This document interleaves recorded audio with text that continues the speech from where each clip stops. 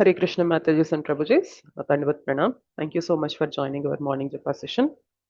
So మనం 13th chapter అనేది discuss చేస్తున్నాము అండ్ నిన్న క్లాస్లో లక్ష్మీ మాతాజీ మనకి 13.5 15 శ్లోకాస్ వరకు చెప్పారు అంతేనా? ఎస్, అవును మాతాజీ, అవును మాతాజీ. ఈరోజు మనం 13.16 నుంచి డిస్కస్ చేయడానికి ట్రై చేద్దాము. సో మనం మంగళాచరణ చేసి యాజ్ యూజువల్గా మనం క్లాస్ స్టార్ట్ చేద్దాము.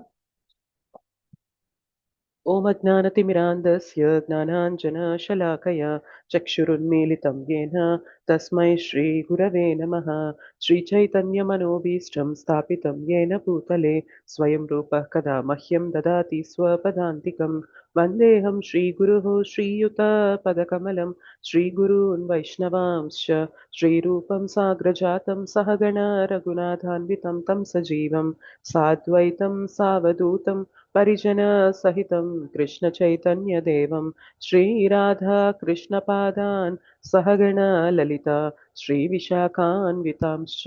నమ ఓం విష్ణుపాదాయ కృష్ణ ప్రేష్టాయ భూతలే శ్రీమతే భక్తివేదాంత స్వామి నితి నామినే. నమస్తే సారస్వతే దేవే గౌరవాణి ప్రచారిణే నిర్విశేష శూన్యవాది పాశ్చాత్యదేశతారిణే.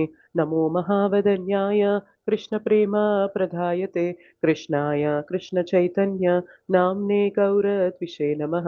हे कृष्ण करुणा सिंधु दीनबंधो जगत्पते गोपेश गोपिका कांत राधा कांत नमोस्तुते. तप्त कांचन गौरांगी राधे वृंदावनेश्वरी वृषभानुसुते देवी प्रणमामि हरिप्रिये. वाञ्छाकल्पतरुभ्यश्च कृपा सिन्धुभ्य एव च पतितानां पावनेभ्यो वैष्णवेभ्यो नमो नमः. जय श्री कृष्ण चैतन्य प्रभु नित्यानंद श्री अद्वैत गदाधर श्रीवासादि गौरभक्तवृंद. हरे कृष्णा कृष्ण कृष्ण हरे हरे हरे राम राम राम हरे हरे. जय जय श्री चैतन्य जय नित्यानंद जय अद्वैत चंद्र जय गौरभक्तवृंद. ॐ नमो भगवते वासुदेवाय. ॐ नमो भगवते वासुदेवाय. ॐ नमो भगवते वासुदेवाय. मुखं करोति वाचालं पङ्गुं लङ्घयते गिरिं यत्कृपातमहं वन्दे श्रीगुरुं दीनतारिणं परमानन्दमाधवं श्रीचैतन्य ईश्वरम्. श्री श्री राधा मदन मोहन जी की जय. श्री श्री गौर निताय की जय. श्री श्री जगन्नाथ बलदेव सुभद्रा मैया की जय. जगत गुरु पतित पावन श्रील प्रभुपाद की जय. श्रील गुरुदेव की जय. अनंत कोटि वैष्णव वृंद की जय. समावेत गौर भक्त वृंद की जय. कलयुग पावन हरिनाम संकीर्तन की जय. श्रीमद् भगवद गीता की जय. निताय गौर प्रेमानंदे. हरि हरि बोल.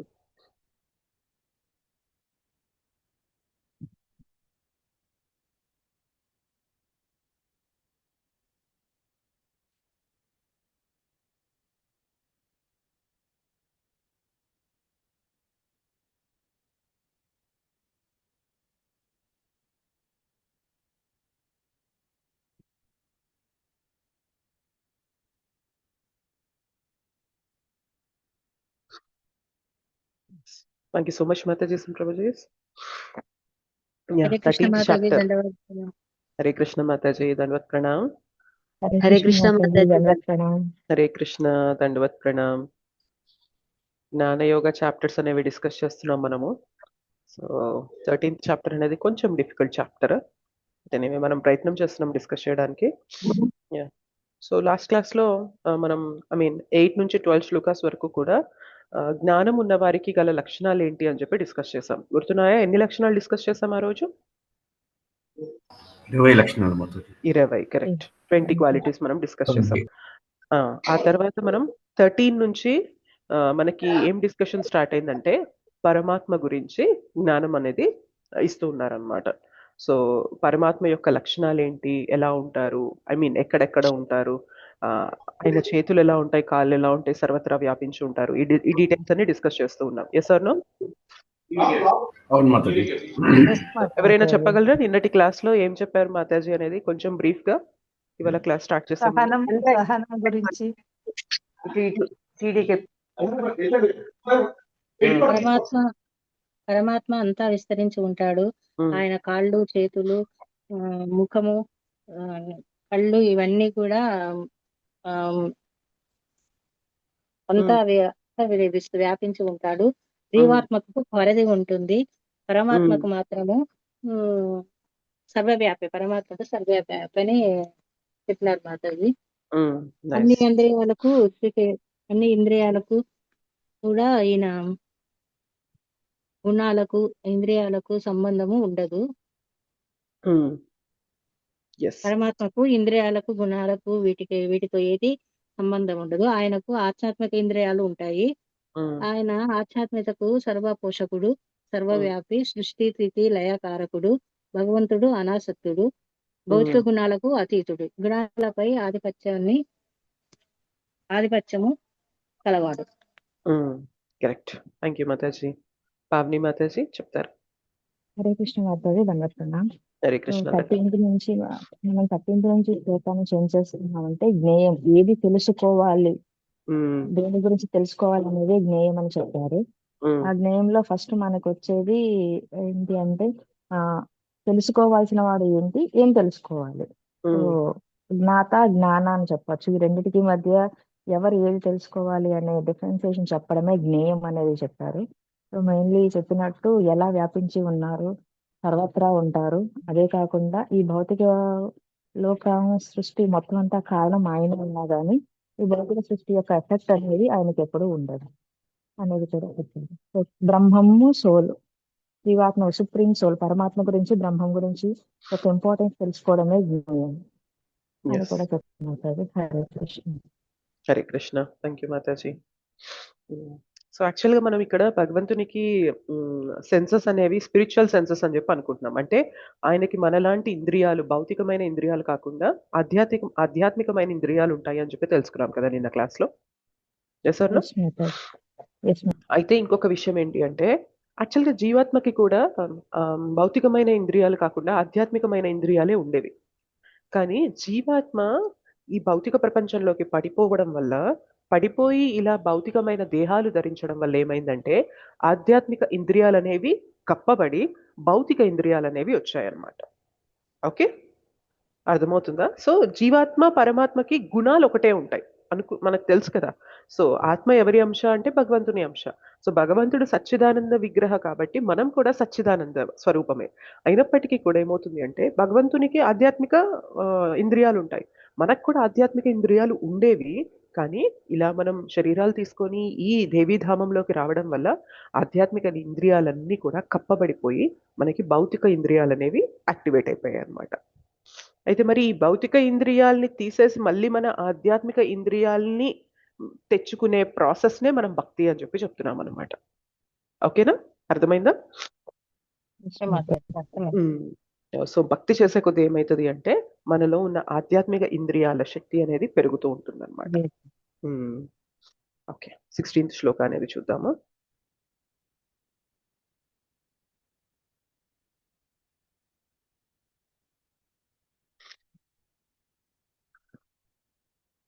అసలు అంటే మనకి భగవద్గీత చదువుతూ ఉన్నప్పుడు ఇన్ని డీటెయిల్స్ తెలుసుకుంటున్నప్పుడు మనకి రియలైజేషన్ వచ్చేయాలన్నమాట. అరే నేను ఒకప్పుడు చాలా బెటర్గా ఉండేవాడిని, కానీ ఇలా ఇక్కడికి పడిపోవడం వల్ల మన జీవితాలు అనేవి ఇట్లా కష్టాల సముద్రంలో చిక్కుకుపోయాయి. కానీ మన యొక్క స్థితి, నిజమైన స్థితి, మనం అలా ఫుల్ ఆఫ్ హ్యాపీనెస్తో ఇలా భౌతికమైన ఇంద్రియాల యొక్క ప్రలోభాలకి గురవ్వకుండా చాలా సంతృప్తిగా, చాలా హ్యాపీగా, బ్లిస్ఫుల్గా ఉండేవాళ్ళం ఒకప్పుడు అని తెలుసుకున్నప్పుడు, దానికి మార్గం భక్తి అని తెలుసుకుంటున్నప్పుడు భక్తిని మనం సీరియస్గా తీసుకోవాలా లేదా చెప్పండి? కానీ ఎంత మాయ ప్రభావం ఉంటుంది అంటే తెలుస్తూనే ఉంటుంది. ఒక పక్క మనకి భగవద్గీత క్లాసులు వింటున్నాము, హరికథ వింటున్నాము, మన స్థితి ఏంటి, ఒకప్పటి స్థితి ఏంటి, ఇప్పుడు మనం ఎలా దిగజారిపోయామని తెలుస్తూనే ఉంటుంది. ఆ క్లాస్ వింటున్నంతసేపు లేదా ఏదైనా బుక్ చదువుతున్నంతసేపు మాత్రమే దాని ప్రభావం ఉంటుంది. కానీ ఒక్కసారి ఈ క్లాస్ లీవ్ నొక్కేసాము, లేకపోతే ఒకసారి పుస్తకం క్లోజ్ చేసామంటే మళ్ళీ అదే థాట్ ప్రాసెస్ అనేది మెయింటైన్ అవుతుందా మనకి? ఆ ఆలోచన విధానం మెయింటైన్ అవుతుందా మనకి? చెప్పండి. కాదు మాతాజీ. అవ్వట్లేదు అనమాట. సో అలా అంత కొంచెం మళ్ళీ మాయలో పడిపోతాం. మళ్ళీ మాయలో పడిపోతుంటాం అనమాట. సో అటువంటి ఏమంటారు, అటువంటి ప్రొవోకింగ్ ఎన్విరాన్మెంట్లో ఉన్నామన్నమాట మనము. సో ఎంత మాయ ప్రభావం ఉంటుందంటే, భక్తి చేస్తూ భగవంతుడి గురించి తెలుసుకుంటూ మనకి జ్ఞానం అనేది అర్థమవుతుంటేనే మనం ఇంత మాయలో ఉన్నామంటే, అసలు భక్తే తెలియదు, భగవద్గీతనే తెలియదు, భగవంతుడు అంటే ఎవరో తెలియదు, మన ఐడెంటిటీ తెలియదు, వారి పరిస్థితి ఇంకెంత దారుణంగా ఉంటుందో ఆలోచించండి. అవునా కదా? అవును మాతాజీ. అవును మాతాజీ. లాస్ట్ క్లాస్ లో అన్నట్టు మనకి భక్తి చేస్తూ అంటే ఇలా హరికథ వింటూ సాంగత్యంలో భక్తుల సాంగత్యంలోకి వచ్చి మనం చదువుతూ భగవద్గీత హరినామం చెప్తూ ఉంటే ఫస్ట్ థింగ్ ఏంటి అంటే మన రోగం మనకు అర్థమవుతుంది అనమాట. What is our main problem అనేది మనకు అర్థమవుతుంది. ప్రాబ్లం అర్థమైతే సొల్యూషన్ తీసుకునే దారి అనేది సులువు అవుతుంది. ప్రాబ్లం చెప్తున్నాయి మన శాస్త్రాస్, సొల్యూషన్ కూడా చెప్తున్నాయి. సో ప్రాబ్లం అర్థమైతే ఫస్ట్ మనకి సొల్యూషన్ ఏంటో తెలుసుకొని ఆ సొల్యూషన్ వైపు అడుగులు వేసే ప్రయత్నం అనేది మొదలు పెడతామన్నమాట. కానీ భక్తి వైపు రావడం లేదనుకోండి, ప్రాబ్లము తెలియదు, అసలు దానికంటూ ఒక సొల్యూషన్ ఉందని తెలియదు, అసలు మనం ఇంత దారుణమైన స్థితిలో ఉన్నామని తెలియదు, ఏమీ తెలియకుండా ఇంకా మాయలో చిక్కుకుపోయి కొట్టుకుంటూనే ఉంటారనమాట. అందుకనే జన్మ మృత్యు జరా వ్యాధి చక్రాన్ని తెగ్గొట్టి బయటికి రావడం అంటే అంత సాధారణ విషయం కాదు. Not an easy thing. గుర్తుపెట్టుకోండి డియర్ డివోటీస్, మనకి ఏదైతే ఆపర్చునిటీ ఇచ్చారో శ్రీల ప్రభుపాదుల వారు, మన గురు పరంపర ఏదైతే ఈ జ్ఞానాన్ని ఇచ్చి మనకి తెలియజేస్తున్నారో, ఓ జీవా మేలుకో, జీవ జాగో అంటారు కదా, మేలుకో, అర్థం చేసుకో, ఈ భౌతిక ఇంద్రియాల్ని సంతృప్తి పరచడం మాత్రం నీ జీవిత లక్ష్యం కాదు, అలా నువ్వు ఎన్నో జన్మలు బ్రతికి ఇలా తిరుగుతూనే ఉన్నావు, దీనికి ఒకటే సొల్యూషన్ ఏంటి అంటే భగవద్ భక్తి మార్గాన్ని తీసుకోవడమే. సో అండర్స్టాండ్ దిస్, దానికి తగ్గట్టుగా బ్రతకడం నేర్చుకో అని చెప్పి చెప్తున్నారనమాట. ఇదొక్క అసలు మనకి మన జీవితంలో భక్తి లేదు అంటే నో ఛాన్స్ అనమాట. ఇంకా మనం దీని నుండి బయటపడే ఆప్షన్ అనేది లేనే లేదనమాట. అందుకే భక్తి తెలియడం అనేది ఒక అదృష్టం, భక్తి తెలిసాక భక్తిని కొనసాగించడం అనేది ఇంకా పెద్ద అదృష్టం అనమాట. అండ్ అది కొనసాగిస్తూ ఇంకో నలుగురికి మనం భక్తి తెలియజేస్తూ వారి జీవితం కూడా ఉద్ధరింపజేసేలాగా చేసే ప్రయత్నం ఉంటుంది చూసారా. మనకి తెలిసిన వాళ్ళకి మనం భగవద్గీత క్లాసెస్ ఉన్నాయి వింటుండండి అని చెప్తుంటాము, లేదా వాళ్ళకి మనకు తెలిసిన మనకు అర్థమైన ఫిలాసఫీ చెప్పి మీరు కూడా భగవన్ నామాన్ని చెప్పండి అని చెప్పి మనం వారికి సజెస్ట్ చేస్తూ ఉంటాం చూసారా. ఇది ఇంకంతకన్నా టాప్ మోస్ట్ అనమాట. సి, ఒక సంతలో తప్పిపోయిన పిల్లవాడికి ఐస్ క్రీమ్ గురించి కొద్దిసేపు మనము ఊరడించవచ్చు, లేదు ఏదన్నా బొమ్మ గురించి కొద్దిసేపు ఊరడించవచ్చు, కానీ అన్నిటికన్నా బెస్ట్ థింగ్ ఏంటి, ఆయన్ని వాళ్ళ తల్లిదండ్రుల దగ్గరికి తీసుకెళ్ళిపోయాం అనుకోండి, ఆయనకి ఏమేమి అవసరాలు కావాలో, ఆ బాబుకి ఏమేమి అవసరాలు ఉన్నాయో అదంతా వాళ్ళ తల్లిదండ్రులు చూసుకుంటారా లేదా. అవును మాతాజీ. అవును సో మాతాజీ. భక్తి ఇస్తున్నాము, మనము భక్తిని ప్రచారం చేస్తున్నాము అంటే అర్థం ఏంటి అంటే మనం ఒక జీవని వారి యొక్క తల్లిదండ్రులతో కనెక్ట్ చేస్తున్నాం. మన తల్లిదండ్రులు ఎవరు అంటే శ్రీమతి రాధాకృష్ణుల. సో రాధాకృష్ణుల యొక్క పాదాల చెంతకి చేరుస్తున్నాం అంటే ఒక జీవని వాళ్ళే చూసుకుంటారు. ఇంకా మనం ఏవో చిన్న చిన్న హెల్ప్ చేసేసి చారిటీ చేయాలి అని చెప్పి మనం అలా చేయడం కంటే కూడా the best charity or the best human welfare activity ఏంటి అంటే ఒక వ్యక్తికి మనము భగవద్ భక్తిని ఇవ్వడం అనమాట. అంతకు మించింది ఇంకా లేనే లేదు ఏది. అగ్రి చేస్తారా చేయరా? భగవద్ భక్తిని ఇచ్చినప్పుడు ఆయన ప్రాబ్లమ్స్ అన్నిటికీ ఫుల్ స్టాప్ పడిపోతుంది అనమాట. ఓకే, సో భగవద్గీత తెలుసుకుంటుంటేనే మనం ఇన్ని ప్రలోభాలకి గురవుతున్నామంటే లేని వారి పరిస్థితి మాత్రం ఇంకెంత దారుణంగా ఉంటుందో అర్థం చేసుకోండి. ఒక్కొక్కసారి మనం భక్తి చేయడానికి మనకి ఎవరైతే అడ్డుగా నిలుస్తున్నారో వాళ్ళపైన మనకి కోపం వచ్చేస్తూ ఉంటుంది యూజువల్గా. ఓకే, నేను ఇంట్లో ఇలా ఫాలో అవుతానంటే నన్ను చేయనీయడం లేదు అని చెప్పి మనం కోప్పడుతూ ఉంటాం. కానీ నిజంగా కొంచెం లోతుగా ఆలోచిస్తే వారిపైన కోపం కన్నా కూడా వారిపైన మనకి జాలి వేయాలన్నమాట. అరే నువ్వు ఏదైతే పట్టుకోవాలో దాన్ని పట్టుకోకుండా ఏదైతే వదిలేయాలో దాన్ని పట్టుకొని వేలాడుతున్నావు, అండ్ చేసే నన్ను కూడా నువ్వు కాదంటున్నావంటే నువ్వు ఎంత అధమ స్థితిలో, ఎంత ఫాలెన్ స్టేట్లో ఉన్నావు అనేది వారిని చూసినప్పుడు మనకి జాలి వేయాలన్నమాట. యా, సో కోపం కలిగితే ఏమవుతుందంటే మన చేతన చెడిపోతుంది, జాలి కలిగింది అనుకోండి చేతన చెడిపోతుందా?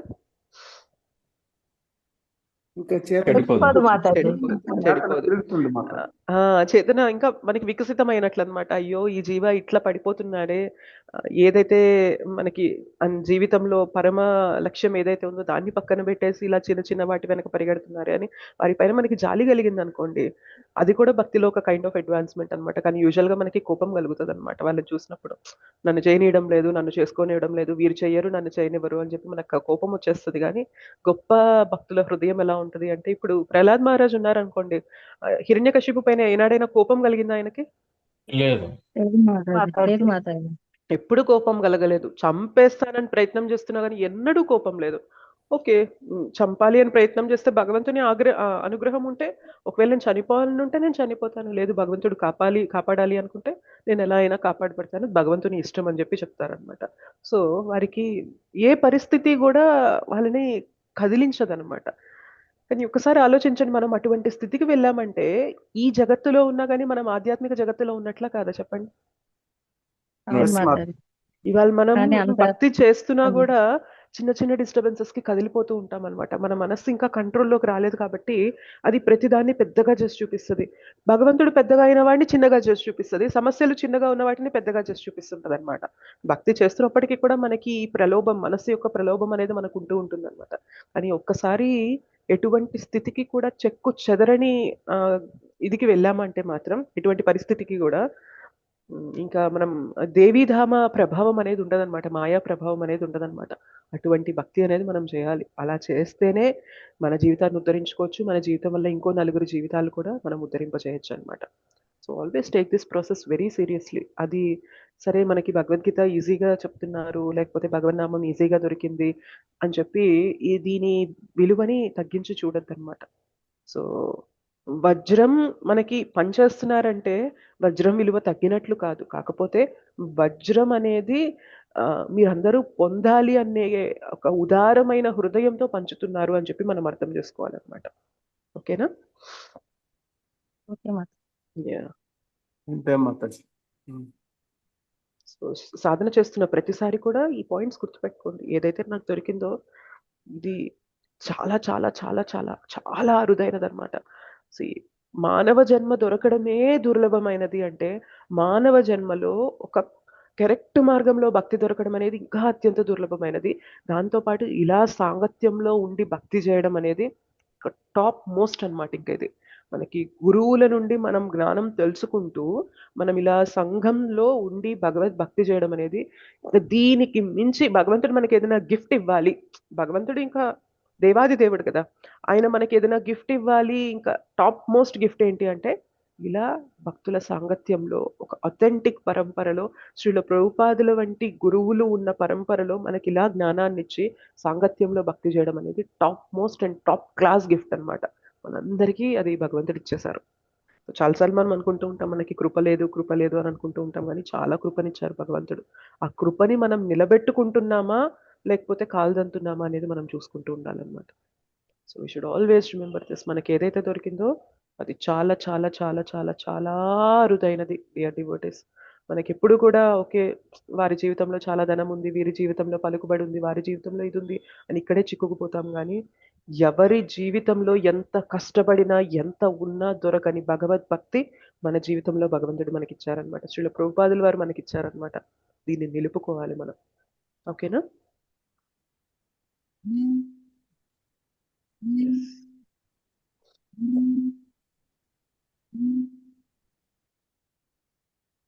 13.16 చూద్దాము. బహిరంతశ్చ భూతానాం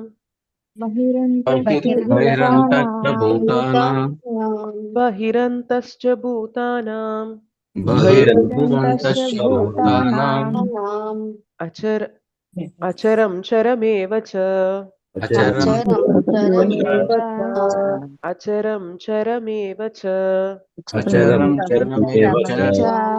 సూక్ష్మత్వాత్ విజ్ఞేయం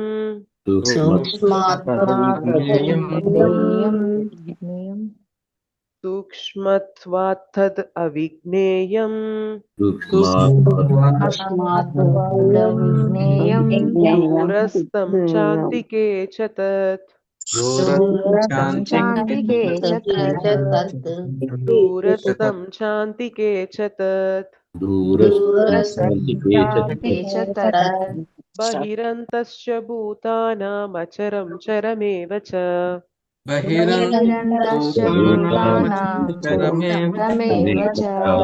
బహిరంతశ్చ భూతానామచరం చరమేవ చ చరమేవ చ సూక్ష్మత్వాత్ తదవిజ్ఞేయం సూక్ష్మత్వాదవిజ్ఞేయం దూరస్థం చాంతికే చ తత్ దూరస్థం చాంతికే చ తత్ బహిరంతశ్చ భూతానామచరం చరమేవ చ సూక్ష్మత్వాదవిజ్ఞేయం దూరస్థం చాంతికే చ తత్ బహిరంతస్థం చరమేవ చ జ్ఞేయం దూరస్థాంతికే చ తత్. ఓకే. పావని మాతాజీ అనువాదం చదువుతారా? శ్లోకం కూడా చెప్పనా? చెప్పండి. హరే కృష్ణ మాతాజీ. దాన్ని చెప్పండి. బహిరంతశ్చ భూతానాం అచరం చరమేవ చ సూక్ష్మత్వాత్ తద్విజ్ఞేయం దూరస్థం చాంతికే చ తత్. అనువాదం. పరమాత్ముడు స్థావర జంగములైన సర్వజీవుల అంతర్బాహ్యములలో నిలిచి ఉండును. సూక్ష్మత్వ కారణముగా అతడు భౌతికేంద్రియముల శక్తిచే చూచుటకు గాని తెలుసుకొనుటకు గాని అతీతుడు అయి ఉన్నాడు. అత్యంత దూరమునందున్నను అతడు సర్వులకు సమీపముననే ఉండును. హరే కృష్ణ మాతాజీ. హరే కృష్ణ. Thank you Mataji. రాణి మాతాజీ భాష్యం చదవండి. హరే కృష్ణ మాతాజీ. హరే కృష్ణ. భాష్యము బై శ్రీల ప్రభుపాద్ కీ జై. వైదిక గ్రంథములను అనుసరించి పరమ పురుషుడైన నారాయణుడు ప్రతి జీవి యొక్క అంతరము మరియు బాహ్యమునందు నిలిచి ఉండునని మనము తెలుసుకొనగలము. అతడు భౌతిక ఆధ్యాత్మిక జగత్తుల రెండింటి యందును ప్రత్యక్షమై ఉండును. అతడు అత్యంత దూరమందున్నను మనకు సమీపపునందే ఉండును. ఇవన్నీను వైదిక గ్రంథముల వచనములు కఠోపనిషత్తు 1.2.21 నందు అసీనో దూరం వ్రజతి శయానో యాతి సర్వతః అని చెప్పుచున్నది. దేవాదిదేవుడు ఎల్లప్పుడూ దివ్యానందమునందు నిమగ్నుడై ఉండుటచే అతడు ఎట్లు తన సంపూర్ణ వైభవములను అనుభవించుచున్నాడని దానిని మనము ఈ భౌతిక ఇంద్రియములతో చూచుట గాని తెలుసుకునుట గాని చేయజాలము. కనుకనే అతనిని అవగాహన చేసుకునుటకు భౌతికములైన మన మనస్సు ఇంద్రియములు పనిచేయజాలవని వైదిక గ్రంథములందు చెప్పబడినవి. కానీ భక్తియుత సేవయందు కృష్ణ చైతన్యమును అభ్యసించటిచే ఇంద్రియములను మనస్సును పవిత్రీకరించుకుని వాడు అతనిని నిత్యము దర్శింపగలడు. దేవాది దేవుడైన శ్రీకృష్ణ భగవానుని పట్ల ప్రేమను పెంపొందించుకుని భక్తుడు అతనిని నిత్యము దర్శింపగలడని బ్రహ్మ సంహిత 5.39 నందు నిర్ధారింపబడినది. భగవద్గీత 11.54 నందు భక్త్యా త్వనన్యయా శక్య, భక్తియుక్త సేవ ద్వారానే అతడు దర్శింపబడి అవగత మగను అని చెప్పబడినది. Thank you Mataji. హరే కృష్ణ మాతాజీ. హరే కృష్ణ. పరమాత్ముడు స్థావర జంగములైన సర్వ జీవుల అంతర్బాహ్యములలో నిలిచియుండును. సూక్ష్మత్వ కారణముగా అతడు భౌతికేంద్రియముల శక్తిచే చూచుటకు గాని తెలుసుకొనుటకు గాని అతీతుడు అయ్యున్నాడు. అత్యంత దూరమునందునను అతడు సర్వులకు సమీపముననే ఉండును. సో భగవంతుడు పరమాత్మగా వచ్చినప్పుడు ఆ పరమాత్మ గురించి ఇక్కడ మనకి ఇంకొన్ని వివరాలు అనేవి ఇస్తున్నారనమాట. ఏం చెప్తున్నారంటే పరమాత్మ స్థావర జంగముల అన్నిటి యందు కూడా పరమాత్మ ఉంటారు అని చెప్పి చెప్తున్నారు. మీకు తెలుసా మనకి భగవంతుని యొక్క 3 పురుషావతారాలు ఉంటాయి తెలుసా? సృష్టి చేయడానికి మనకి పురుషావతారాలు వస్తాయి కదా. ఇంతకు ముందు క్లాసెస్ లో కూడా చెప్పుకున్నాం మనం. క్షీరోదక సాయి. ఓకే. కారణోదక సాయి విష్ణు నుండి బ్రహ్మాండాలు వస్తున్నాయి. ఓకే. గర్భోదక సాయి విష్ణు గర్భం నుండి బ్రహ్మదేవ వచ్చి, అంటే కారణోదక సాయి విష్ణు నుండి బ్రహ్మాండాలు వచ్చాయి కదా. ఒక్కొక్క బ్రహ్మాండంలో మళ్ళీ భగవంతుడు గర్భోదక సాయి విష్ణుగా ఎంటర్ అవుతారు అనమాట. సో ఒక విష్ణు నుండి బ్రహ్మాండాలు వస్తున్నాయి, ఒక విష్ణు ఒక్కొక్క బ్రహ్మాండంలో ఎంటర్ అవుతున్నారు. ఎంటర్ అయ్యి ఆయన గర్భం నుండి వచ్చిన కమల పువ్వు నుండి వచ్చిన బ్రహ్మదేవ ఆ బ్రహ్మాండంలో సృష్టి చేస్తున్నారు. సృష్టి చేశాక కూడా అన్ని జడత్వంతో ఉన్నాయన్నమాట. అంటే ఎక్కడ కదలిక చలనం అనేది లేదనమాట సృష్టి జరిపిన తర్వాత కూడా. ఆ తర్వాత ఏం చేస్తారంటే భగవంతుడే క్షీరోదకశాయి విష్ణువుగా ప్రతి అణువున కూడా ఆయన ఎంటర్ అవుతారు. ఎప్పుడైతే అణువున భగవంతుడు ఎంటర్ అవుతారో అప్పుడు మాత్రమే ఈ జగత్తు మొత్తంలో చలనం అనేది మొదలైంది. ఓకే, జనరల్గా మనం ఏమంటాము, ఆత్మ ఉంటే ఆత్మకి చైతన్యం ఉంటుంది, ఆత్మ వల్ల మనకి చలనం అనేది ఉంటుంది, కదలికలు యాక్షన్స్ అనేవి ఉంటాయి అని అంటాం. అవునా కదా? ఈ శరీరంలో ఆత్మ ఉంది కాబట్టే కదా మాట్లాడగలుగుతుంది ఈ శరీరం. అవును మాతాజీ, అవును మాతాజీ. యాక్చువల్గా ఆత్మతో పాటు కూడా మనకి పరమాత్మ ఉంటేనే ఈ శరీరానికి ఆ చైతన్యం అనేది ఉంటుందన్నమాట. ఓకే, సరే, శరీరం మనకి ఇది స్థావర జంగమాలలో మనకి ఇది జంగమమైనది, అంటే కదిలేది. మనకి మనకి యానిమల్స్ కానీ లేకపోతే హ్యూమన్ బీయింగ్స్ కానీ, అంటే మన మానవులు కానీ లేకపోతే ఏ జంతు జీవనం తీసుకున్నా కానీ వాటిలో ఆత్మ ఉంటుంది అండ్ పరమాత్మ ఉంటారు, కదలిక ఉంటుంది అని అనుకున్నాం. కానీ ఏ ఒక్క వస్తువు తీసుకున్నా, ఇప్పుడు నేను ఈ మౌస్ తీసుకున్నాను అనుకోండి, ఈ మౌస్ కూడా మనకి మ్యాటర్తో తయారు చేయబడి ఉంటుంది. ఇది కూడా ఒక భౌతికమైన పదార్థంతో తయారు చేయబడింది. అవునా కదా చెప్పండి? ఈ భౌతికమైన పదార్థాలలో అణువులో కూడా పరమాత్మ ఉంటారు. సో పరమాత్మ అనేది కేవలం మనుషులలో లేకపోతే జంతువులలో మాత్రమే ఉంటారు అని అనుకోవడానికి లేదు. అణువున ఇంకా మనకి ఏమంటారంటే సైన్స్ ప్రకారంగా మాట్లాడుకుంటే ప్రతి ఆటంలో కూడా ఎలక్ట్రాన్స్ ప్రోటాన్స్ మూమెంట్ కూడా, అంటే మనకి వాటిని తెలుగులో ఏమంటారో నాకు తెలియదు, ఎలక్ట్రాన్స్ అండ్ ప్రోటాన్స్ కదలికల వల్లనే మనకి ఆటమ్స్ అనేవి అన్ని ఫామ్ అయ్యి మనకి మ్యాటర్ అనేది ఉంటదన్నమాట సైన్స్ ప్రకారం. ఎలక్ట్రాన్స్ ప్రోటాన్స్ మూమెంట్ కూడా పరమాత్మ ఎంటర్ అయ్యాకనే జరగడం, ఆ కదలిక అనేది జరగడం అనేది స్టార్ట్ అయిందంట. సో భగవంతుడు లేకుండా ఈ సృష్టి అనేది లేనే లేదనమాట. ఇంకొక విషయం చెప్పాలి అంటే యాక్చువల్గా దీనికి భక్తి కోణంలో చూసినట్లయితే, ఇప్పుడు మనం జనరల్గా జ్ఞానం ప్రకారం తెలుసుకున్నాం భగవంతుడు ఎలా ప్రతి దాంట్లో ఎంటర్ అవుతున్నారు, ఆయన వల్లనే ప్రతి దాంట్లో కూడా కదలిక వచ్చింది అని తెలుసుకుంటాం. ఇంకొక పాయింట్ ఏంటి అంటే, ఏ వస్తువుకైతే దాని నేచర్ ఉంటుందో, ఇప్పుడు ఉప్పు ఎలా ఉంటుంది చెప్పండి? ఉప్పుగా ఉంటుంది. పంచదార కారం కారంగా. ఇది ఉప్పు ఉప్పగానే ఉండాలి, పంచదార తీయగానే ఉండాలి, కారం కారంగానే ఉండాలి అని ఎలా ఉంటుంది? సరే, నాకు కొంచెం ఉప్పు తగ్గింది అని చెప్పి కూరలో నేను పంచదార వేసాను అనుకోండి, సరిపోతుందా? లేదు. సో నాకు కారం ఎక్కువైంది అని చెప్పి నేను ఉప్పు వేసాను అనుకోండి, సరిపోతుందా? అది కూడా సరిపోదు.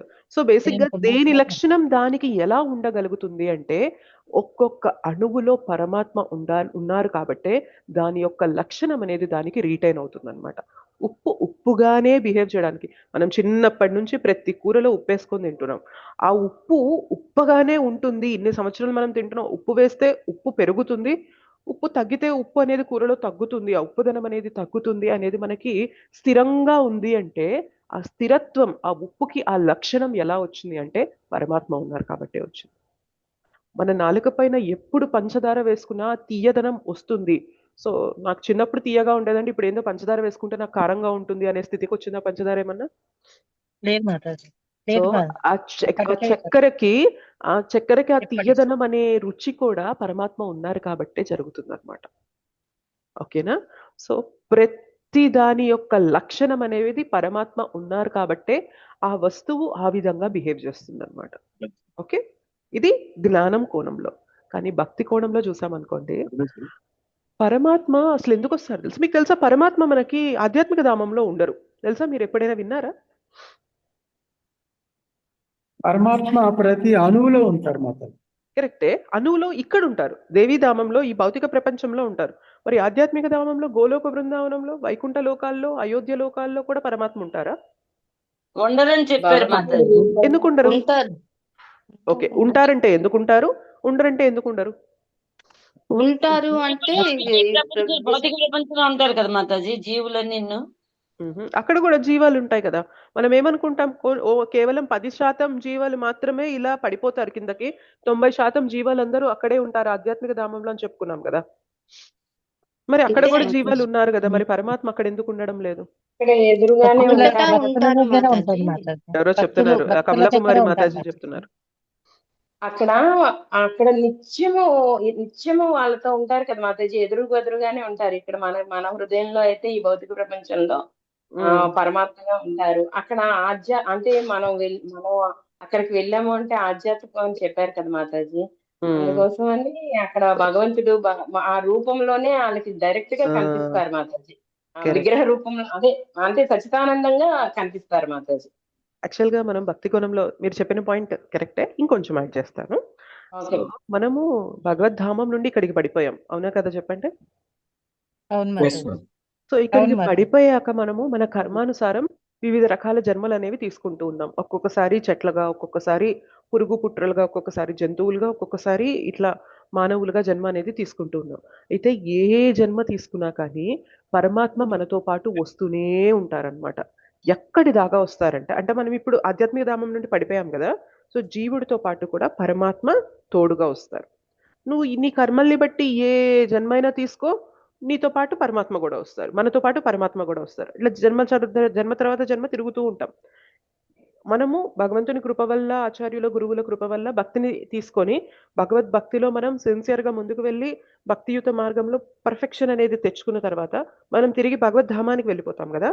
సో ఒకప్పుడు జీవుడితో పరమాత్మ వచ్చారు, మళ్ళీ జీవుడు భగవద్ధామానికి వెళ్తున్నప్పుడు ఇంకా పరమాత్మ ఇంకా కంపెనీ చేయరనమాట. ఎందుకు అంటే డైరెక్ట్గా నువ్వు ఆధ్యాత్మిక ధామానికి వెళ్తున్నావు కాబట్టి ఆధ్యాత్మిక ధామంలో భగవంతునితోనే నువ్వు ప్రతిస్పందించవచ్చు, కళ్ళకి ఎదురెదురుగా భగవంతునితో నువ్వు ఉండొచ్చు. కాబట్టి ఇంకా మళ్ళీ పరమాత్మ మనతో తోడు రావాల్సిన అవసరం లేదు. ఇది మరి పరమాత్మ ఇక్కడెందుకు తోడొచ్చారు అంటే భగవంతుని యొక్క అవ్యాజమైన ప్రేమ అన్నమాట. సో మనం మన తల్లిదండ్రులైన శ్రీమతి రాధాకృష్ణుల్ని మనం వదిలేసి వచ్చేసాం. నేను ఇక్కడికి వచ్చి నేను ఎంజాయ్ చేయాలి, నాకు మీరొద్దు, మీ సేవొద్దు అని చెప్పి వదిలేసి వచ్చేసాం. కానీ కృష్ణ ప్రేమ ఇంకా వర్ణనాతీతమైనది కాబట్టి కృష్ణ మనల్ని వదల్లేక పరమాత్మగా మనతో ఇక్కడికి ప్రతి జన్మలోనూ తిరుగుతూ ఉంటారనమాట. ఆయన మనల్ని వదలలేరనమాట. నువ్వు నన్ను వదిలేసి వెళ్తున్నావు కానీ నేను నిన్ను వదలలేను ఓ జీవా, నువ్వు ఎక్కడికి వెళ్ళినా నేను నీతో వస్తాను, నేను నిన్ను వదులుకోలేను అని చెప్పి భగవంతుడే పరమాత్మగా వస్తారనమాట. వచ్చి మనం ఎన్ని జన్మలు తిరిగితే అన్ని జన్మలు మనతో పాటు తిరుగుతూ ఉంటారు. కానీ ఎప్పుడైతే భక్తి చేసి తిరిగి భగవద్ధామానికి వెళ్ళిపోతామో మళ్ళీ కృష్ణ హ్యాపీ ఫీల్ అవుతారనమాట. నేను నీతో ఇక్కడ పరమాత్మగా వచ్చింది ఎందుకు అంటే నిన్ను నేను వదులుకోలేక వచ్చాను, కానీ నువ్వు తెలుసుకున్నావు కదా ఈ భౌతిక జగత్తులో ఆనందం లేదు, భగవత్ సేవలోనే ఆనందం ఉందని తెలుసుకొని భక్తిని నువ్వు ఆచరించి దాంట్లో సిద్ధిని పొందావు కాబట్టి నువ్వు మళ్ళీ భగవద్ధామానికి వచ్చేస్తున్నావు. కాబట్టి ఇంకా పరమాత్మగా నిన్ను ఫాలో అవ్వాల్సిన అవసరం లేదు, ఎందుకంటే నువ్వు మళ్ళీ నా దగ్గరకు వచ్చేస్తున్నావు అని చెప్పి భగవంతుడు పరమాత్మగా మనకి ఆధ్యాత్మిక ధామంలో ఉండరనమాట. భగవంతుడు పరమాత్మగా ఈ ధామంలో మాత్రమే ఉంటారు. అర్థమైందా? ఎస్, ఆయనకి అంత ప్రేమ అనమాట మనం అంటే. అండ్ ఇంకేమంటున్నారు ఇక్కడ, సూక్ష్మత్వ కారణంగా అతడు భౌతిక ఇంద్రియముల శక్తిచే చూచుటకు గాని తెలుసుకొనుటకు గాని అతీతుడు అయి ఉన్నాడు. ఇందాక అనుకున్నాం కదా, భగవంతుడి యొక్క ఇంద్రియాలన్నీ కూడా ఆధ్యాత్మికమైనవి, మన ఇంద్రియాలు ఆధ్యాత్మికమైనవి అయినప్పటికీ కూడా ఈ జగత్తుకి వచ్చేసాక మన ఇంద్రియాలన్నీ కూడా కప్పబడి, మాయతో కప్పబడి మన ఇంద్రియాలన్నీ భౌతికమైనవిగా అయిపోయినాయి. ఇప్పుడు మనకన్నీ ఇప్పుడు కళ్ళు, ముక్కు, చెవులు ఇదంతా కూడా భౌతికమైన ఇంద్రియాలుగా ఉన్నాయన్నమాట. అయితే భౌతికమైనది ఏది కూడా ఆధ్యాత్మికమైన దాన్ని తెలుసుకోలేదన్నమాట. Always remember this. భౌతికమైనది ఏది కూడా ఆధ్యాత్మికమైనది తెలుసుకోలేదు. మీరు ఇది ఏమంటారు, ఇది easy journey to other planets అనుకుంటాను. ఆ బుక్లో చూస్తే మ్యాటర్ యాంటీ మ్యాటర్ అని ఉంటాయన్నమాట. మీరు అంటే తెలుగులో అది ఏముంటాయో నాకు తెలియదు, దాంట్లో చెప్తారనమాట భౌతికంగా ఉన్న ఏది కూడా ఆధ్యాత్మికమైన దాన్ని తెలుసుకోలేదన్నమాట. కానీ మనం ఇక్కడ భౌతికమైన ఇంద్రియాలతోనే ఉన్నాం కదా, మరి భగవంతుణ్ణి తెలుసుకోవాలంటే ఏం చేయాలి? మనకి చైతన్య చరితామృతిలో ఒక శ్లోకం ఉంటుందన్నమాట. అతః శ్రీకృష్ణ నామాది న భవేద్ గ్రాహ్యమింద్రియై సేవోన్ముఖే జిహ్వాదో స్వయం ఏవ స్ఫురత్యతః. సో మన భౌతికమైన ఇంద్రియాలతో భగవంతుని తెలుసుకోలేం, కానీ తెలుసుకోవడానికి ఒక మార్గం ఉంది. ఏంటి అంటే ఈ జిహ్వని భగవత్ సేవగా వినియోగించినప్పుడు ఈ జిహ్వ భౌతికత్వాన్ని వదిలేసి ఆధ్యాత్మికత్వాన్ని పొందుతుంది. జిహ్వతో భగవంతుని సేవ చేయడం అంటే ఏ విధంగా సేవ చేయొచ్చు చెప్పండి? నామం మాతాజీ, ఎగ్జాక్ట్లీ. కీర్తన ప్రసాదము. చేయొచ్చు మాతాజీ. సో భగవన్ ప్రసాదం. నామం అనేది మనం స్తుతిస్తూ గ్లోరిఫై చేస్తూ ఉన్నాం అనుకోండి, చెప్తూ సతతం భగవన్ నామం చెప్తూ ఉంటే ఇది ఆధ్యాత్మికత వైపు వెళ్తుందన్నమాట. సో ఎప్పుడైతే ఈ భౌతికమైనది ఆధ్యాత్మికంగా మారుతుందో, ఇందాక అనుకున్నాం కదా, ఆధ్యాత్మికమైన దాన్ని పట్టుకోవచ్చు, భౌతికమైనది ఆధ్యాత్మికమైన దాన్ని పట్టుకోలేదు. సో మనం ఈ నాలుకతో భగవన్నామాన్ని జపిస్తూ భగవత్ ప్రసాదం అనేది తీసుకుంటూ ఉన్నామంటే ఇది మెల్లమెల్లగా స్పిరిచువలైజ్ అయిపోతూ ఉంటుందన్నమాట. సో ఆధ్యాత్మికంగా మారుతాయి అన్నమాట మన ఇంద్రియాలు అనేవి. సో అప్పుడు మనం భగవంతుడిని తెలుసుకోగలుగుతాం అన్నమాట. లేదు అంటే మాత్రం భగవంతుడిని తెలుసుకోవడం ఇంపాసిబుల్. భగవంతుడు సాక్షాత్తు కృష్ణగా ఉన్నప్పుడు శిశుపాల్ ముందు ఉన్నారు, దుర్యోధన ముందు ఉన్నారు, అవునా కదా? ఎస్ మాతాజీ. కానీ వాళ్ళు తెలుసుకోగలిగారా ఈయనే దేవాది దేవుడు భగవంతుడు అని చెప్పి తెలుసుకోగలిగారా? లేదు మాతాజీ. తెలుసుకోలేదు మాతాజీ. సో ఈ ఆధ్యాత్మికమైన స్వభావంతో ఉన్న కృష్ణని అర్థం చేసుకోవాలంటే మన మనస్సులో భక్తి ఉంటేనే భగవంతుడిని అర్థం చేసుకోగలుగుతాం. భక్తి లేదనుకోండి, ఆయన కూడా ఒక సాధారణ వ్యక్తి, ఈయన చెప్పే మాటలు నేను ఎందుకు వినాలి, నేను ఎందుకు నమ్మాలి అనే ధోరణిలోకి వెళ్ళిపోతాం అనమాట. చాలా మంది అడుగుతారనమాట, భగవంతుడిని చూపించండి, మీరు ఏదైతే చేస్తున్నారో దీనికి ప్రూఫ్ ఏంటి, వ్యాలిడిటీ ఏంటి, మాకు చూపించండి, మేము చూపిస్తే నమ్ముతాం అంటున్నారు అనమాట. శిశుపాల్ అండ్ దుర్యోధన ఆల్రెడీ చూశారు. చూసిన వాళ్ళు భగవంతునిగా నమ్మారా? లేదు. కానీ భగవంతుణ్ణి చూడకుండానే రుక్మిణీదేవి భగవంతుణ్ణి ఆరాధించడం మొదలుపెట్టింది, అవునా కదా? Yes, మాతాజీ. ఎలా తెలుసుకుంది రుక్మిణీదేవి భగవంతుని గురించి?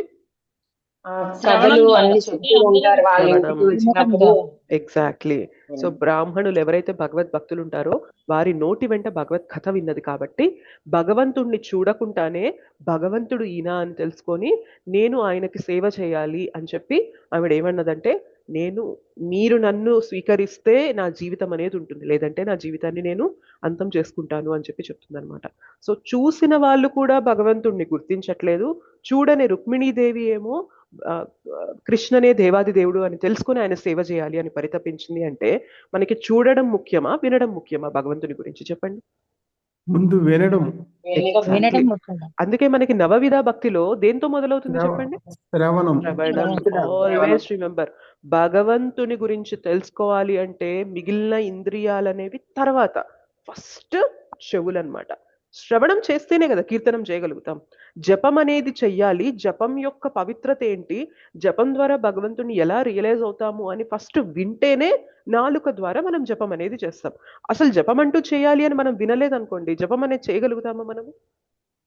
చేయలేము మాతాజీ. చేయలేము. సో బేసిక్ గా అన్నిటికన్నా కూడా మెయిన్ థింగ్ ఏంటి అంటే భక్తిలో శ్రవణం అనమాట. శ్రవణం శ్రద్ధగా చేసామనుకోండి, ఆటోమేటిక్ గా కీర్తనం శ్రద్ధగా అవుతుంది అనమాట.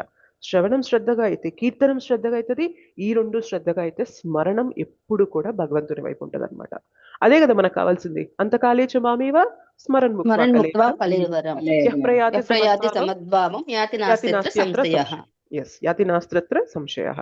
సో ఎవరైతే అంత్యకాలంలో నా గురించి స్మరణ చేస్తారో వారు ఖచ్చితంగా నా యొక్క స్థితిని పొందుతారు, నా ధామానికి వచ్చేస్తారు అని భగవంతుడు చెప్తున్నారు అనమాట.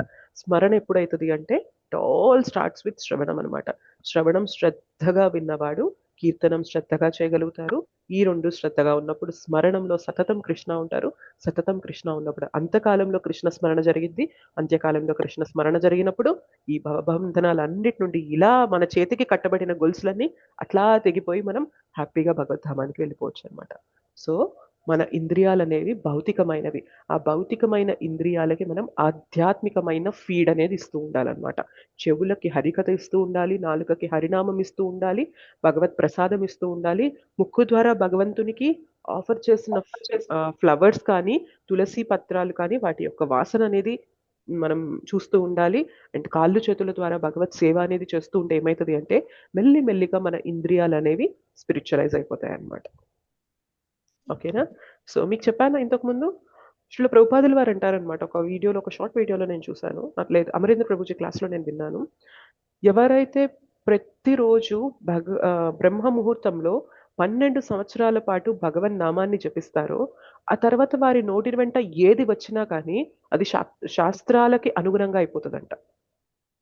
సో వాళ్ళు మాట్లాడిన దానికి ఇంకా తిరుగుండదంట. వాళ్ళు మాట్లాడింది ఏదైతే ఉంటుందో అదే ధర్మం అయిపోతుంది, అదే శాస్త్రం అయిపోతుందంట.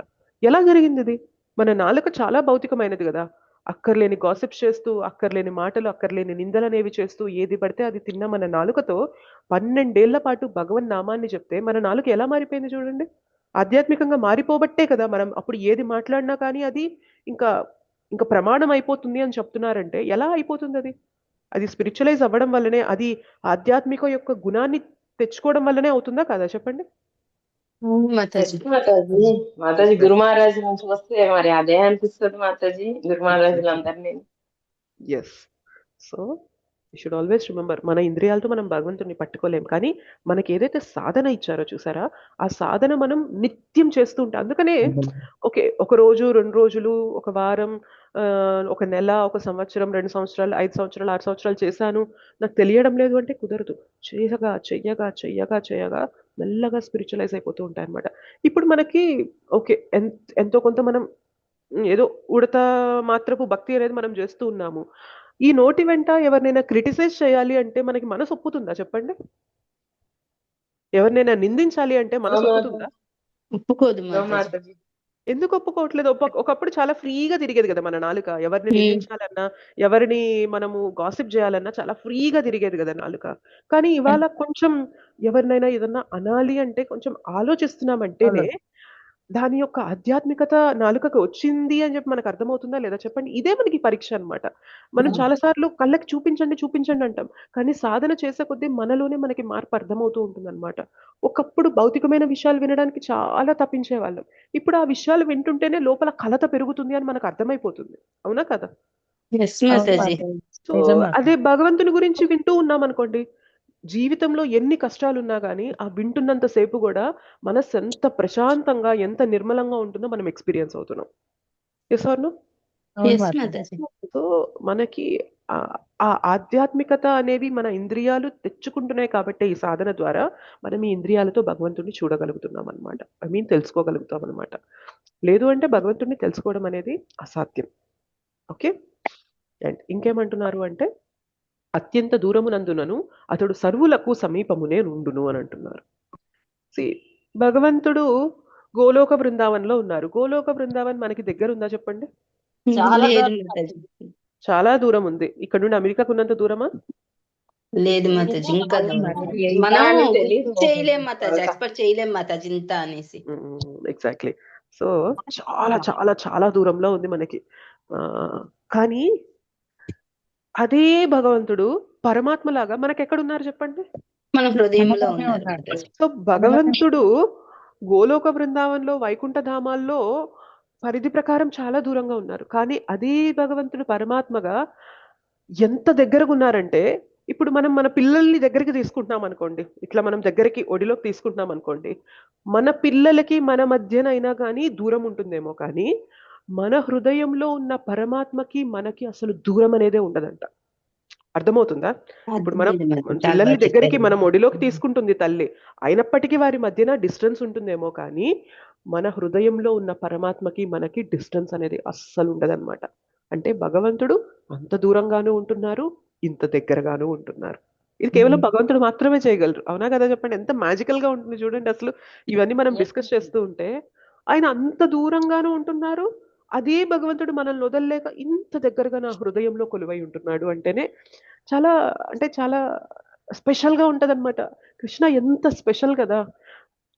అలానే ఈ విషయం కూడా చూడండి, మనకి భక్తి చేస్తూ ఉంటే భగవంతుడు ఎప్పుడు కూడా మన స్మరణలో ఉంటారు కాబట్టి భగవంతుడు మనకి దగ్గర ఉన్నట్లా కదా చెప్పండి? మన దగ్గర ఉన్నట్టే మాతాజీ. అదే భక్తి చేయడం లేదనుకోండి, భగవంతుడిని అసలు మనం తలచును కూడా తలచం కాబట్టి భగవంతునికి మనకి బోలెడంత దూరం ఉంటుందన్నమాట. సో భగవద్భక్తులకి భగవంతుడు చాలా దగ్గరగా ఉంటాడు, చాలా సన్నిహితంగా ఉంటారు. అదే అభక్తులకి అదే భగవంతుడు చాలా దూరంగా ఉంటారు అన్నమాట. ఓకే. సో ఇలా మనం పరమాత్మ గురించి అర్థం చేసుకోవచ్చు అన్నమాట. ఇదే పరమాత్మ, ఇదే భగవంతుడు మనకి అత్యంత దూరంగానూ ఉంటారు, అత్యంత సన్నిహితంగా, అత్యంత దగ్గరగా కూడా ఆయన ఉండగలరు అన్నమాట. ఇది భగవంతుని యొక్క తత్వం అనమాట. కేవలం భక్తులకు మాత్రమే ఇది అర్థమవుతుంది అనమాట. అభక్తులకి ఇది చెప్తున్నాం అనుకోండి, ఏం చెప్తున్నారు మీరు అని చెప్పి అంటారు అనమాట. కానీ భక్తిలో ఉన్నాం అనుకోండి మనకు అర్థమవుతుంది. ఎంత గ్రేట్ కదా కృష్ణ, నిన్ను నేను చేరుకోలేని స్థితిలో ఉన్నా కూడా, నువ్వు ఎక్కడో వైకుంఠ ధామాల్లో ఉన్నా కూడా నన్ను నేను ఎక్కడ తప్పిపోతానో, నేను ఎక్కడ ఇదవుతానో అని చెప్పి నా కోసం తోడుగా నువ్వు పరమాత్మలాగా ఇలా నా హృదయంలో నువ్వు వస్తున్నావా అని చెప్పి ఆ భక్తి భావంలో చూసామనుకోండి, ఇక్కడే ఉన్నారనమాట భగవంతుడు పరమాత్మగా. సో ఒకసారి మొన్న ఈ మధ్య నేను ఒక క్లాస్ విన్నాను నితాయ్ సేవని మాతాజీది, ఎలా మనం భగవంతుడిని సదా స్మరిస్తూ ఉండొచ్చు అని చెప్పి చిన్న వీడియో అనమాట, ఒక 10 minutes వీడియో. దాంట్లో మాతాజీ అంటున్నారనమాట, ఎప్పుడైతే భగవంతుడు ఇక్కడే పరమాత్మలాగా ఉన్నారు అండ్ ఆయన ఇక్కడ నుండి నేను చేసే ప్రతిదీ చూస్తున్నారు అని మనకి మన స్పృహలో ఉందనుకోండి, ఆటోమేటిక్గా స్మరణ అనేది పెరుగుతుందా లేదా చెప్పండి. ఎక్కడో ఉన్నాడు భగవంతుడు, నేను ఎక్కడో ఇక్కడున్నాను, నాకు ఆయనకి అంత సంబంధం లేదు అనుకుంటే మనం స్మరించుకోవడం కష్టం. కానీ ఇక్కడే నా హృదయంలో ఉండి నన్ను ఆయన కళ్ళతో నన్ను ఇలా చూస్తున్నారు, నేను చేసే ప్రతిదీ గమనిస్తున్నారు అని మనకి ఎప్పుడు ఆ చైతన్యం ఉంటుందనుకోండి, ఆటోమేటిక్గా మనం భగవంతుని తలుస్తూనే ఉంటామా కదా చెప్పండి. తెలుస్తుంటాం మాతాజీ. చేయడానికి మరి చేయడానికి కూడా ప్రయత్నించమన్నమాట. సో జనరల్ గా సీసీటీవీ ఉన్న ప్లేస్ లో ఎవరైతే కొంచెం నాటీగా లేకపోతే దొంగతనపు బుద్ధి ఉన్న వాళ్ళు ఉన్నారనుకోండి, వాళ్ళు సీసీటీవీ ఉన్నది అంటే కొంచెం జాగ్రత్తగా ఉండడానికి ప్రయత్నం చేస్తుంటారు. సీసీటీవీ లేదనుకోండి, వాళ్ళు ఏదైతే వాటి చేతి వాటం ఉంటుందో అట్లా దొంగతనం చేయడం అనేది చేస్తూ ఉంటారనమాట. కానీ భక్తులకి మాత్రం అలా కంటిన్యూస్ గా వాచ్ చేసే ఒక సీసీటీవీ ఉంది, ఏంటి అంటే పరమాత్మ అనమాట. సో పరమాత్మ మనల్ని కంటిన్యూస్ గా చూస్తూ ఉంటారనమాట. మనం ఆయన కోసం చేసే చిన్న చిన్న సేవల్ని ఆయన చూస్తూ ఉంటారు. ఆయన భక్తి చేయడానికి మనకి ఎవరైనా అడ్డుగా నిలబడితే దాన్ని మనం టాలరేట్ చేస్తూ సహిస్తూ ఉంటాం చూసారా, అది కూడా భగవంతుడు చూస్తూ ఉంటారు. ప్రతిదీ చూస్తూ ఉంటారనమాట భగవంతుడు. ఒక్కొక్కసారి మనకు అనిపిస్తుంది, నేను చేసేది భగవంతుడు గుర్తిస్తున్నారా లేదా, భగవంతునికి తెలుస్తుందా లేదా అని చెప్పి మనకు అనిపిస్తుంటుంది. తెలియకుండా ఎక్కడికి వెళ్తుంది, ఇక్కడే ఉన్నారు ఆయన, ఎక్కడో లేరు, ఎక్కడో ఉండి ఏదో పనిలో నిమగ్నం అయిపోయి కళ్ళు మూసేసుకున్నారేమో, నేను చేసే పని చూసారో లేదో అని చెప్పి మనకి డౌట్ వస్తే అలా అనిపించవచ్చు. భగవంతుడు సాక్షాత్ మన హృదయం నివాసి అయి కొలువై ఉన్నారు ఇక్కడ, కాబట్టి మనం చేసే ప్రతిదీ కూడా ఆయన గమనిస్తుంటారు. మంచి చూస్తున్నారు, చెడు చూస్తున్నారు. చెడు చేసినప్పుడు మళ్ళీ అదే భగవంతుని పాదాలు పట్టుకొని, భగవంతుడా నాకు చేత కాక పొరపాటున నేను చేశాను, మీరే నాకు శక్తినివ్వండి, ఇట్లాంటి పనులు నేను చేయకుండా అని చెప్పి ఆయన పాదాలు పట్టుకున్నాం అనుకోండి, నెక్స్ట్ టైం దానికి తట్టుకొని నిలబడగలిగే శక్తిని బుద్ధిని మనకి భగవంతుడు ఇస్తారనమాట. సో ఈ విధంగా మనం ఒకవేళ మంచి చేయగలిగామనుకో ఏదన్నా సేవ, భగవంతుడా నీ కృప వల్లనే నేను ఈ సేవ చేయగలిగాను, నాకు ఎట్లాంటి అర్హత లేదు, నువ్వు కృప చూపించావు కాబట్టి నేను ఇది చేయగలిగాను అని మంచి చేసినప్పుడు చెడు చేసినప్పుడు ప్రతిసారి భగవంతునితో కనెక్ట్ అవుతున్నాం అనుకోండి, భగవత్ స్మరణ కాకుండా ఇంకేం చేస్తున్నాం చెప్పండి అప్పుడు మనం. Yes or no? Yes Mataji. అలా మనం ఎప్పుడు కూడా భగవంతునితో కనెక్ట్ అయి ఉండొచ్చు అనమాట. సతతం మన స్మరణలో ఆయన్ని పెట్టుకొని ఉండొచ్చు. ఓకేనా? ఎస్, అది మనకి ఈ శ్లోక చెప్తుంది. సో అత్యంత దూరంలో ఉన్నప్పటికీ కూడా సర్వులకు సమీపాన్నే ఉన్నారు. ఇంకొక శ్లోక చూద్దాం. సో జ్ఞానయోగ చాప్టర్స్ అయినా కానీ భక్తి యోగ వైపు తిప్పేసి చెప్పుకుంటున్నాం మనం. పర్లేదా మీకు? చాలా బాగుంది మాతాజీ, ఇదే అయితే అవసరం మాతాజీ. అర్థం అవుతుంది ఇంకా వేరే మాధవ్ ఇదే అవసరం. ఇదే అవసరం. ఎస్ ప్రభుజీ. అలా చెప్తేనే అర్థమవుతుంది మాతాజీ. అండ్ మోర్ అవును. ఎసెన్స్ కర్మము అవును. జ్ఞానము కూడా ఫైనల్ గా భక్తి వైపుకే భక్తి వెళ్ళాలి వైపే కాబట్టి. తిప్పాలి. Yes, correct. Yes, అవును. మాతాజీ. సో అంటే ఇప్పుడు ఇదే శ్లోకాన్ని మనము స్థావర జంగమాల్లో భగవంతుడు ఉంటారు, సో కదలిక ఉన్న వాటిలో భగవంతుడు ఉంటారు, కదలిక లేని వాటిలో భగవంతుడు ఉంటారు, ఫైన్, అంతవరకు ఓకే. కానీ ఎందుకు ఉంటున్నారు? ఆయనకి మన పైన అత్యంత ప్రేమ కాబట్టి. మనం ఇక్కడ జీవనం కొనసాగించాలంటే మనకి కొన్ని అవసరాలు ఉంటాయి. ఆ అవసరాలు, ఆ వస్తువుల యొక్క గుణాన్ని అట్లా నిలిపి ఉంచేవాడు కూడా భగవంతుడే. అక్కడ కూడా ఆయన ప్రేమ కనిపిస్తుంది. మనం ఆయన్ని వద్దనుకొని వదిలేసి వచ్చినా కూడా మనల్ని వదల్లేక ఆయన పరమాత్మగా వస్తున్నారు అనడంలో కూడా ఆయన ప్రేమ కనిపిస్తుంది. సో ఇంత జ్ఞానం కూడా ఎక్కడికి తీసుకెళ్ళాలి అంటే, భగవంతుడు మనల్ని ఎంత ప్రేమిస్తున్నారు అనే విషయం దగ్గరికి తీసుకెళ్ళాలి. మనం తిరిగి మళ్ళీ ఆయనని ఎలా ప్రేమించాలి అనే విషయం దగ్గరికి తీసుకెళ్ళాలి అనమాట. అందుకే జ్ఞానం. ఆల్వేస్ రిమెంబర్, భగవద్గీత ఎప్పుడు చదువుతున్నా కానీ, లేకపోతే ఏ శాస్త్రమైనా మనం చదువుతున్నా కానీ పాండిత్యం తెచ్చుకోవడానికి మనం చదవడం లేదు. ఇంటెలిజెన్స్ పెంచేసుకొని నాకు ఇంత తెలివి ఉంది అని చెప్పడానికి, నిరూపించడానికి చదవడం లేదు, తెలుసుకోవడం లేదు. శ్లోకాలు కూడా అంతే. నాకింత జ్ఞానం ఉంది అని చెప్పి రుజువు చేసుకోవడానికి మనం శ్లోకాలు నేర్చుకోవడం కాదు. కానీ ఇంత జ్ఞానం కూడా భగవంతుడు నన్ను ఎంత ప్రేమిస్తున్నారు, నేను నా ప్రయత్నం ఎలా చేయాలి ఆయన్ని తిరిగి నేను ప్రేమించడానికి అనే దగ్గరికి తీసుకొచ్చింది అనుకోండి, ఆ జ్ఞానం అనేది పర్ఫెక్ట్ అయినట్లు అనమాట. లేదు అంటే ఆ జ్ఞానం మనకి అహంకారానికి దారితీస్తుంది. అవునా కదా చెప్పండి? మాతాజీ. ఎస్ మాతాజీ. Yes. కానీ అదే Correct. జ్ఞానాన్ని భగవంతుడు నా కోసం ఇంత చేస్తున్నారా, నేను భగవంతుని కోసం ఇంకెంత చేయాలి, పోనీ చెయ్యలేకపోయినా చెయ్యాలి అనే ప్రయత్నమైనా నేను మొదలు పెట్టాలి అని మనల్ని అటువైపు ఆ జ్ఞానం తీసుకెళ్ళింది అనుకోండి, ఆ జ్ఞానం అనేది పరిపక్వత చెందిన జ్ఞానం అనమాట. ఓకే, మన Yes, జ్ఞానం మాతాజీ. ఎప్పుడు కూడా Yes, అటు మాతాజీ. తిరగాలన్నమాట. ఓకే, ఇప్పుడు పేరెంట్స్ కి పిల్లలకి అక్కడక్కడ ఎప్పుడైనా డిఫరెన్స్ కొంచెం కొంచెం తేడాలు వస్తుంటాయి మాతాజీ. కృష్ణుడికి భక్తులకి అంటే మనకి ఎప్పుడు కూడా ఎక్కడ ఏ డిఫరెన్స్ రాదు మాతాజీ. ఎగ్జాక్ట్లీ. మనమే ఆయన్ని వదిలేసుకొని వచ్చేస్తాం కానీ ఇప్పుడు మన పిల్లలు మనల్ని వదిలేసి వెళ్ళిపోయారు. ఇప్పుడు మనం ఫర్ ఎగ్జాంపుల్ మన పిల్లలకి పడట్లేదు, వాళ్ళు వదిలేసి వెళ్ళిపోయారు అనుకోండి, మనకి ఓకే మనసులో కొంచెం ప్రేమ ఉంటది కానీ ఎంత ప్రేమించే తల్లిదండ్రులు అయినా కానీ మనసులో కొంచెం కోపం అనేది ఉంటది. నన్ను వదిలేసి వెళ్ళిపోయారు, ఇంత చేసినా నన్ను పట్టించుకోలేదు, చిన్నప్పటి నుంచి ఎంత కష్టపడి వాళ్ళని పెంచాను, నాకు ఇట్లా నేను వృద్ధాప్య స్థితికి వచ్చేసరికి వాళ్ళు నన్ను వదిలేసి వెళ్ళిపోయారు, ఎంత ప్రేమ ఉన్నా కానీ మనసులో ఆ ఇది అనేది ఉంటదన్నమాట. ఏజ్ అయిపోతున్న కొద్దీ Definitely కొంచెం గా అప్పుడు బాధ వస్తుంది. అనిపిస్తుంది మాతాజీ. వచ్చేస్తుంది. ఎందుకంటే మనం కూడా ఈ కండిషన్డ్ ఎన్విరాన్మెంట్ లో, ఈ బద్ధ స్థితిలో ఉన్నాం కాబట్టి మనకు అది వస్తుంది. కానీ భగవంతుడు అలా కాదనమాట. భగవంతుడు లేడు లేడు లేడు లేడు అని గొంతెత్తి చాటి చెప్పే వారి యొక్క గొంతు వెనక ఉన్న శక్తి కూడా భగవంతుడి నుండే వస్తుంది అని తెలుసుకోలేరన్నమాట. అట్లా భగవంతుడు ప్రతి ఒక్కరిని పోషిస్తున్నారనమాట. సో కానీ భక్తికి వచ్చేసరికి ఏమవుతుంది అంటే, కృష్ణ నేను ఇంత ఇప్పుడు యాక్చువల్గా మనం ఏమైంది, శివరాత్రి జాగరణ చేస్తున్నాం కదా, ఆ రోజు ఫాస్టింగ్ ఉన్నాం అనమాట. యూజువల్గా నా బాడీ టైప్ ప్రకారం నేను ఏకాదశి ఫాస్టింగ్, చాలా మంది నిర్జల్ చేస్తారు, లేకపోతే జస్ట్ ఫ్రూట్స్ అనేవి తీసుకొని ఉంటూ ఉంటారు, లేకపోతే వాటర్ తీసుకొని ఉంటూ ఉంటారు. కానీ నా బాడీ టైప్ ప్రకారం నేను కొంచెం తినలేదంటే నాకు కళ్ళు తిరిగిపోతాయి అనమాట. నాకు కొంచెం లో బీపీ ఉంది, కళ్ళు తిరిగిపోతాయి. సో నేను ఏదైనా కానీ ఎక్కువ చేసేసుకోను. ఎందుకంటే మెయిన్ పర్పస్ ఏంటి అంటే, ఆ రోజు మనం భగవంతుని యొక్క నామం చెప్పడం, భగవంతుని స్మరణ చేయడం అనేది మెయిన్ ఇంటెన్షన్ ఏకాదశి అన్నప్పుడు. సో ఏం చేస్తామంటే మేము ఏకాదశి ప్రసాదం అనేది తీసుకుంటాం. సో ఈ సాబుదానా కానీ లేకపోతే మనకి ఏకాదశి ప్రసాదం ఏదైతే అలో చేశారో అవి తీసుకుంటాం అనమాట. కానీ మొన్న శివరాత్రి రోజు ఏమన్నారు అంటే, మీరు ఉండగలిగితే, అది గొప్ప వైష్ణవుని ఇది కదా, మీరు ఉండగలిగితే గనక ఫ్రూట్స్ తీసుకొని ఉండండి, చాలా స్పిరిచువల్గా మంచి బెనిఫిట్ అవుతుంది అని చెప్పి గంగాపాలక్ ప్రభుజీ చెప్పారు.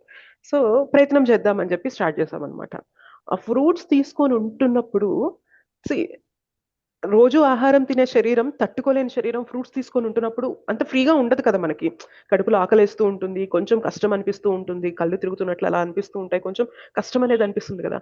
అప్పుడు అనిపించింది అనమాట, కృష్ణ రోజు ఇంత తింటున్నా కూడా నువ్విస్తున్నావు అని గుర్తించడం లేదే, ఒక్కరోజు ఇలా ఉండడానికి కష్టపడుతున్నప్పుడు భగవంతుడా ఆకలి, అమ్మ ఆకలి అని చెప్పి మనకు అనిపిస్తుంది అంటే, ఎన్ని సంవత్సరాల నుండి, ఎన్ని జన్మల నుండి భగవంతుడు లేడు లేడు అంటున్నా కూడా భగవంతుడు మనకి పోషిస్తున్నాడు అంటే ఆయనకి ఎంత ప్రేమ ఉంటే. అంటే బేసిక్గా నేను ఆయన వదిలేసి వచ్చేసాను అంటే, నాకు నువ్వు వద్దు అని చెప్పి వదిలేసి ఇక్కడికి వచ్చిన నాకు కూడా ఆయన అంత పోషిస్తున్నప్పుడు, ఒక్కరోజు ఆకలితో ఉన్నప్పుడు అర్థమవుతుంది భగవంతుడు ఎంత పోషిస్తున్నాడు. అటువంటి భగవంతుడికి ఎంత ప్రేమ లేకపోతే విరుద్ధంగా వచ్చిన వారిని కూడా ఆయన ఎంత ప్రేమగా చూసుకుంటున్నారంటే, అదే భగవంతుడి పైన మనం ప్రేమించడం మొదలు పెట్టామంటే ఆయన అందుకే దాసోహం అయిపోతారనమాట భక్తులకి. సో భక్తిలో మనం ఏమంటాము, మనం భగవంతుని యొక్క దాసులం అవ్వాలి అని అనుకుంటూ ఉంటాం. కానీ అదే భక్తిలో మనం ఒక టాప్ స్థాయికి వెళ్ళిపోయాం అనుకోండి, భగవంతుడు పరితపిస్తూ ఉంటాడనమాట. నేను నీ దాసుని అవ్వాలి అని చెప్పి భగవంతుడు పరితపిస్తూ ఉంటారనమాట. సో బేసిక్గా భగవంతునికి విరుద్ధం అయిపోయి వచ్చినా కూడా భగవంతుడు అంత ప్రేమిస్తున్నారంటే, భగవంతుని గురించి తెలుసుకొని భగవంతుడు ఇంత చేస్తున్నారని భక్తి మనం సిన్సియర్గా చేయడం మొదలు పెడితే భగవంతుడు ఎంత సంతోషిస్తారు, ఎంత ప్రతిస్పందించాలనుకుంటారు ఆయనతో. Yes or no? Yes Mataji. Yes Mataji. Yeah. Yes Mataji. ఈ విషయాలనే గుర్తుపెట్టుకోవాలి. మనం చాంటింగ్ కష్టంగా ఉన్నా, బుక్ రీడింగ్ కష్టంగా ఉన్నా, మనకి సేవ కష్టంగా ఉన్నా, ఏది కష్టంగా ఉన్నా గుర్తుపెట్టుకోవాలన్నమాట. భగవంతుడు నాకు చేసే దాంట్లో, నేను చేసేది అసలు ఏ పాటిదే, ఈ మాత్రం కష్టం కూడా నేను తీసుకోవడం లేదు అంటే ఇంకా నేను ఆయన్ని ప్రేమిస్తున్నానని ఎలా రుజువు చేయగలను, ఎలా చూపించగలను? సో నా చిన్న చిన్న యాక్షన్స్ ద్వారానే కదా నేను చూపించగలను కృష్ణ నువ్వు నాకు ఇంపార్టెంట్ అని చెప్పి నా చిన్న చిన్న చేష్టల ద్వారానే నేను చూపించగలను కదా. సో దానికోసం నేను కష్టపడతాను అని చెప్పి ఎవరైతే నిలబడి ముందుకు వెళ్తారో భగవంతుడు చాలా సంతోషిస్తారనమాట. ఓకే. సో ఒక్కోసారి మనకు అనుకుంటాం మనసు సహకరించడం లేదు, జపం సరిగ్గా అవ్వలేదు అని. కానీ మనసు సహకరించినా సహకరించకపోయినా కూడా కృష్ణ నాకు నీ నామం జపించడం ముఖ్యం అని చెప్పి స్ట్రగుల్ అవుతూ కష్టపడుతూ జపిస్తాం చూసారా, దానికి కూడా భగవంతుడు కృపనిస్తారనమాట. నీ మనసు సహకరించకపోయినా కూడా నువ్వు చేసావు కదా, ఎందుకోసం చేసావు? నా కోసం చేసావు కదా, నీ గురువులు చెప్పారు, శ్రీల ప్రభుపాదుల వారు చెప్పారని చేసావు కదా నువ్వు, దానికి కూడా నేను కృపనిస్తానంటారనమాట భగవంతుడు. సో బేసికల్గా భగవంతుడు మనల్ని ఎంత అంటే ఏమంటారంటే మిలియన్స్ ఆఫ్ మదర్స్ లవ్ కన్నా కూడా భగవంతుని ప్రేమ అనేది ఇంకా ఎక్కువ ఉంటుందంట. ఒక తల్లి ప్రేమకి మిలియన్స్ కోటాను కోట్ల తల్లి ప్రేమలు జోడించినా కూడా భగవత్ ప్రేమకి సరితూగదంటారు అనమాట. అంత ప్రేమిస్తున్నారు మనల్ని ఆయన. సో మన సాధనలో కూడా మనం ఆ కష్టం తీసుకుంటున్నప్పుడు మనం గుర్తుపెట్టుకోవాలన్నమాట, నేను కూడా తిరిగి ప్రేమించాలి అంటే ఈ చిన్న చిన్న కష్టాన్ని నేను తీసుకోవాలి, తీసుకుని చూపించాలి, నాకు నువ్వు ఇంపార్టెంట్ కృష్ణ, నీ భక్తి ఇంపార్టెంట్ అని చూపించాలన్నమాట మనం. ఓకే.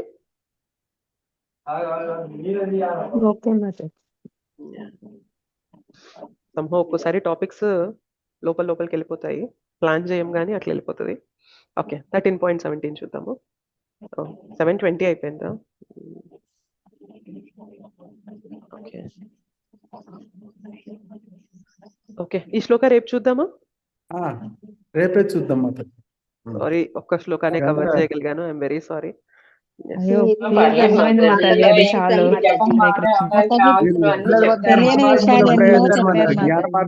మాతాజీ మీరు పోయినసారి మనసు గురించి చెప్పినారు కదా మాతాజీ, కదా అమ్మాయి కోడిగుడ్డు సంగతి. అమ్మాయి కోడిగుడ్డు సంగతి, ఆ పేరు ఎత్తితేనే వామిటింగ్స్ వచ్చేది, ఆ మనసు ఎట్లాగా దారి తీస్తా ఉంటదా అని, ఎంత కిందకి దిగజారిపోతా ఉంటదా అని. మీకు తెలుసా మనసు గురించి అన్నారు కాబట్టి ఒక శ్లోక చెప్తాను నేను. ఇది ఐ థింక్ ఇది భాగవతంలోనే ఉంది. ఈ శ్లోక నాకు చాలా నచ్చింది అనమాట, ఎందుకంటే ఈ శ్లోక నేర్చుకున్నాను. అసలు ఈ శ్లోక నెంబర్ కూడా నాకు గుర్తులేదు, ఏదో క్లాస్లో విని నేర్చుకున్నాను నేను ఇది. నాయం జనో మే సుఖ దుఃఖ హేతుం న దేవతాత్మా గ్రహ కర్మ కాల మనః పరం కారణమామనంతి సంసార చక్రం పరివర్తయేత్యత్. నాయం జనో మే సుఖ దుఃఖ హేతుం. మనం ఎప్పుడు ఏమనుకుంటామంటే మన సుఖ దుఃఖాలకి కారణం మన చుట్టుపక్కల ఉన్న వాళ్ళు అని చెప్పి అనుకుంటూ ఉంటాం. సో మనకి చుట్టూ బాగా నచ్చిన వాళ్ళు ఉన్నారనుకో, వారి వల్ల సుఖం వస్తుంది అనుకుంటాం. చుట్టూ మనకి ఇబ్బంది పెట్టే వాళ్ళు, నచ్చని వాళ్ళు ఉన్నారనుకుంది, వారి వల్ల మనకి దుఃఖం వస్తుంది అనుకుంటాం. కానీ ఇక్కడ ఏమంటున్నారు, నాయం జనోమే సుఖ దుఃఖ హేతుం. మన సుఖ దుఃఖాలనేవి మన చుట్టూ ఉన్న జనాల వల్ల వచ్చేది కాదు. న దేవతాత్మ గ్రహ కర్మ కాల. సరే, ఏదో దేవత యొక్క అనుగ్రహం వల్ల, దేవీ దేవతల యొక్క అనుగ్రహం వల్ల మనం బాగున్నామా, లేకపోతే మనం కష్టాల్లో ఉన్నామా, వారి యొక్క కోపం వల్ల కష్టంలో ఉన్నామా అని అనుకుంటూ ఉంటాం. దానివల్ల కూడా కాదు. గ్రహ కర్మకాల. ఒక్కొక్కసారి మన స్థితులు బాలేవనుకోండి, ఏమనుకుంటాం, గ్రహాల కదలిక బాలేదు, గ్రహాల పరిస్థితి ఇప్పుడు బాలేదు అని అనుకుంటూ ఉంటాం. అవునా కదా? మనం అదే ఒక వ్యక్తికి బాగా కలిసి వచ్చింది అనుకోండి, ఏమంటాం, ఆయన గ్రహాలు అలా నడుస్తూ ఉన్నాయి అని చెప్పి అనుకుంటూ ఉంటాం.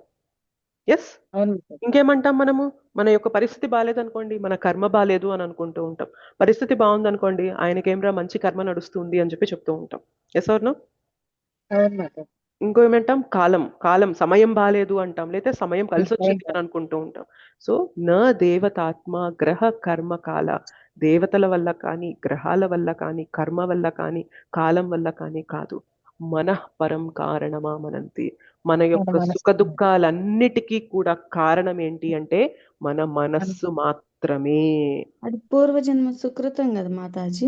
ఎగ్జాక్ట్లీ. కానీ ఏమైతుంది అంటే, ఓకే, కర్మ ప్రకారం కూడా మనకి కొన్ని స్థితులు వస్తాయని అనుకోవచ్చు, కానీ కర్మ వల్ల మనకు వచ్చే ప్రభావం ఒకటైతే మన మనస్సు దాన్ని, ఇప్పుడు కర్మ వల్ల మనకి 10% ప్రాబ్లం వచ్చింది అనుకోండి, మనస్సు ఏం చేస్తుంది తెలుసా, దాన్ని 90% జోడించి ఇంత పెద్ద ప్రాబ్లం గా చూపిస్తుంది అనమాట మనస్సు. అవును మాతాజీ. సో బేసిక్ ప్రాబ్లం ఎక్కడ ఉంది అంటే ఈ మనస్సు, అన్కంట్రోల్డ్ మైండ్ ఏదైతే ఉందో దాని వల్లనే మనం ఇక్కడ పలాంది సుఖం పలాంది దుఃఖం అని చెప్పి భావిస్తూ భ్రమిస్తూ ఇలా కొట్టుకుంటూ ఉన్నాము అని అంటాం అనమాట. అందుకనే భక్తి చేస్తూ ఉంటే ఫస్ట్ వంచేది ఏంటో తెలుసా? మన మనస్సుని వంచుతామనమాట.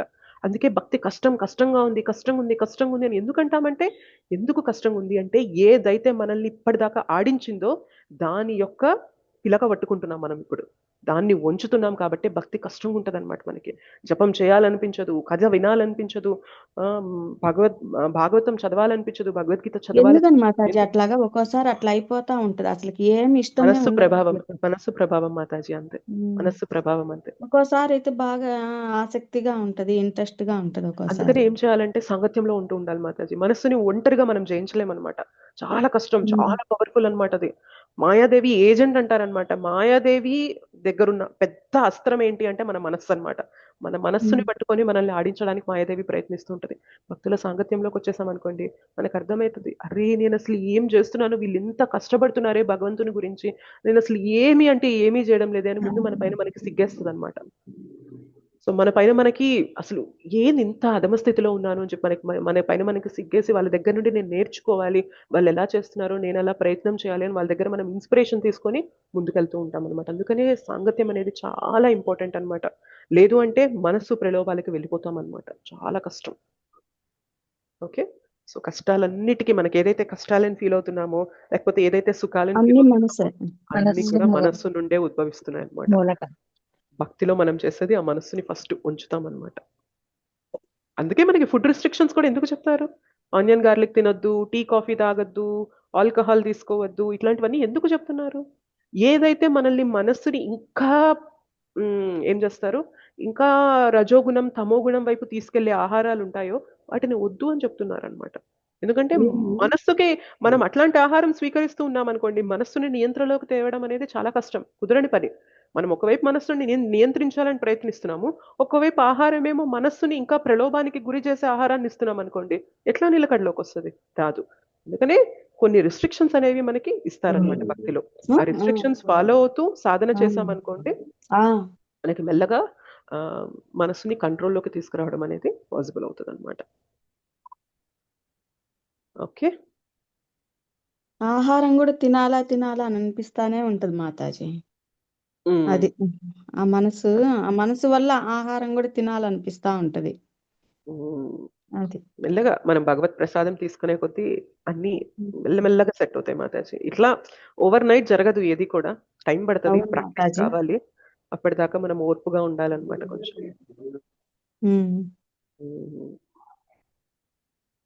థ్యాంక్ యూ సో ఆ మచ్. కథ గుర్తు వస్తానే ఉంది మాతాజీ. ఆ మనసు, అమ్మాయి, ఆ కోడిగుడ్డు గురించి. అది కిషన్ ప్రభుజీ హ్యాండ్ రైజ్ చేశారు, ఇందాక చేసిందేనా మళ్ళీ చేశారా ఇప్పుడు?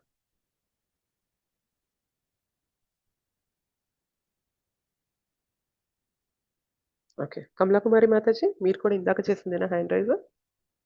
ఎస్ మాతాజీ, శ్లోక కానీ. Okay, fine. Thank you so much Mataji. Hare Krishna Mataji, దండవత్ ప్రణామం. ప్రణామం మాతాజీ. ఆ స్టోరీ మళ్ళీ చెప్తారా మాతాజీ? ఏం స్టోరీ మాతాజీ? ఇప్పుడు తను ఎవరు కోడిగుడ్డు తిన్నా కడుపులో ఆ, తిరుగుతుంది దేవస్మి ఆ స్టోరీ. అది యాక్చువల్ గా నిన్న మనం క్వాలిటీస్ గురించి డిస్కస్ చేస్తాం కదా మొన్న క్లాస్ లో. సో ఏవైతే లక్షణాలు భక్తి ద్వారా వస్తాయో అవి మనకి చిరకాలం ఉంటాయన్నమాట లక్షణాలు అనేవి. ఒకవేళ లక్షణాలు అనేవి మన యొక్క సత్వగుణంతో వచ్చాయనుకోండి, ఆ లక్షణం అనేది ఎక్కువ కాలం నిలబడడానికి ఆస్కారం అనేది ఉండదన్నమాట. మళ్ళీ మనం పడిపోయే ఛాన్స్ ఉంటుంది. దానికి ఎగ్జాంపుల్ గా ఏం చెప్పారు అంటే, ఒక్క నిమిషం ఆగండి.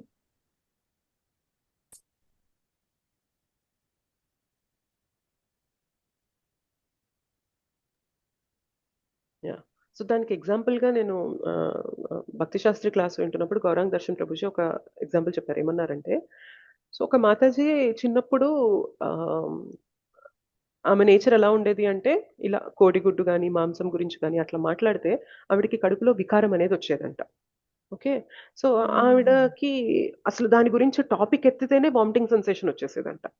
అయితే ఏమైందంటే కొంతకాలం అయ్యాక ఆమెకి సంహౌ ఇలా మాంసాహారం తినే ఒక వ్యక్తితో పెళ్ళయింది. అయితే పెళ్ళైతున్నప్పుడే ఆ మాతాజీ చెప్పిందంట, మీరిలాగా నేను తినను, నాకు అదంటే పడదు, మీరు ఒకవేళ మానుకోగలిగితే చాలా మంచిది. మానుకోలేకపోతే గనక మీరు బయటే తినేసి రండి, ఇంట్లో మాత్రం అవి తెస్తే కుదరదు అని చెప్తే దానికి ఒప్పుకోనైనా దానికి తగ్గట్టే వాళ్ళు పెళ్లి చేసుకుంటారు. తర్వాత ఏమైతది అంటే ఆయనకి ఎప్పుడు తినాలనిపించినా కానీ బయట హోటల్లో రెస్టారెంట్స్కి వెళ్ళేసి తింటూ ఉండేవారు. కొంతకాలం అయ్యాక ఆవిడకి అనిపించింది, సరే ఎలాగో బయట తింటున్నారు కదా, మనకిప్పుడు స్విగ్గీ, జొమాటో ఇట్లా ఆర్డర్లు ఉన్నాయి కదా, అదే నువ్వు ఇంట్లో ఆర్డర్ పెట్టుకొని తెచ్చుకొని తిను, ప్రతిసారి ఏం వెళ్తావు బయటికి, ఇంట్లో ఆర్డర్ పెట్టుకొని తిను, కానీ ఇంట్లో చేసేదైతే లేదు అని చెప్పి ఆవిడ చెప్పిందంట. సో ఆయన ఏం చేశారంటే మెల్లగా ఆర్డర్ పెట్టుకొని తినడం అనేది మొదలుపెట్టారు. ఓకే. అలా కొంతకాలం గడిచాక ఆవిడ చూసిందనమాట. బయట ఫుడ్ ఎలా ఉంటది? అంత నీట్‌నెస్‌గా ఉండదు గదా! పిచ్చి పిచ్చిగా చేస్తూ ఉంటారు గదా బయట. సో, ఆవిడ ఏమనుకుందంటే తనకిది తినడం ఇష్టం గదా!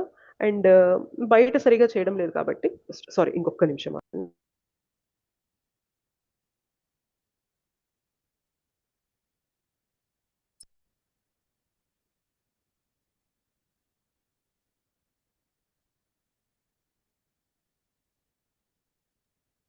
యాహ్!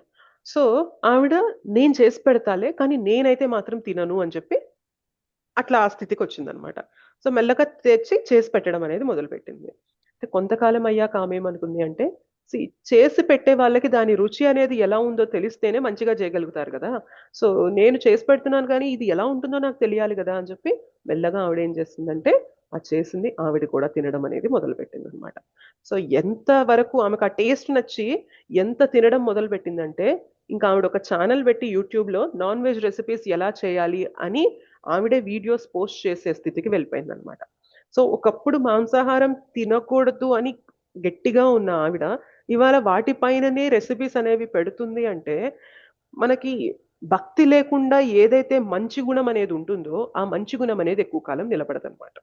అదే భగవద్భక్తి ఉందనుకోండి, ఆ గుణాలు చిరకాలం నిలుస్తాయి అని ఆ రోజు ఎగ్జాంపుల్ చెప్పాను.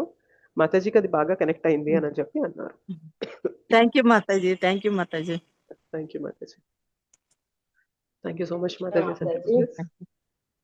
మాతాజీ అదే అలాగే ఇప్పుడు ఒక ప్రభుజీ ఋషికేశ్ ప్రభుజీ పెట్టారు మాతాజీ. అట్లాగే ఒక ఆవిడకి నచ్చకుండా వంట మూతికి గుడ్డ కట్టుకొని అలా వంట చేస్తూ ఉండేవారంట వాళ్ళ హస్బెండ్ కోసం అని మాతాజీ. ఆవిడకి అసలు నచ్చేది కాదంట. అప్పుడు ఒకసారి వాళ్ళ హస్బెండ్ అంట టెంపుల్కి వెళ్ళి వచ్చిన తర్వాత ఆయనంతట ఆయనే రావడం ఇంట్లోకి ఆ వంట పాత్రలు అవన్నీ పడేసి కొత్తవి తీసుకొని వచ్చి ఇంకా ఆయన కూడా మానేస్తారంట మాతాజీ. దీనికి ఎగ్జాంపుల్ ఏంటంటే మరి భక్తులతో ఉన్నారు కాబట్టి అది జరిగిందని మనం అనుకోవచ్చు కదా మాతాజీ. అంతే, ఆబ్వియస్లీ అంతే. ఇక్కడికి అక్కడికి డిఫరెన్స్ కూడా ఇప్పుడు మీరు చెప్పిన స్టోరీకి రిషికేశ్ ప్రభుజీ ఒకసారి వీడియో పెట్టిన దానికి చాలా దగ్గరగా ఉంది. అటు ఉండడం వల్ల ఇటు ఉండడం వల్ల అనేది. అవును, సాంగత్యంలో ఉండాలి. భక్తుల సాంగత్యంలో ఉన్నప్పుడు మనలో ఎంత పెద్ద అనర్థాన్నైనా కానీ మనము మెల్లగా జయించగలుగుతాం అనమాట. సాంగత్యం లేదనుకోండి, మనము మెల్లమెల్లగా అనర్థాలకి లోనైపోతూ ఉంటాం అనమాట. చాలా ఇంపార్టెంట్. అందుకే ఏబిసిడిలో ఏ అనేది చాలా ఇంపార్టెంట్. అసోసియేషన్ అనేది ముందు పెట్టి మనకి చెప్తున్నారనమాట. Association is very very important. ఆయనకంటే కూడా ఆవిడకంటే కూడా ఆయన పెద్ద డివోటీ అయిపోతారంట మాతాజీ. చూడండి అసలు అదృష్టం. చాలా బాగుంది మాతాజీ. హరే కృష్ణ. హరే కృష్ణ. మాతాజీ ఏదో చెప్పండి. పావని మాతాజీ ఏదో చెప్పండి మాతాజీ. పావని. హరే కృష్ణ. అదే అసోసియేషన్ ఎఫెక్ట్ అని అనుకోవచ్చు దాన్ని అని అంటున్నాను మాతాజీ. చెడు మంచి అవడానికైనా మంచి చెడు అవడానికైనా కారణం అసోసియేషన్.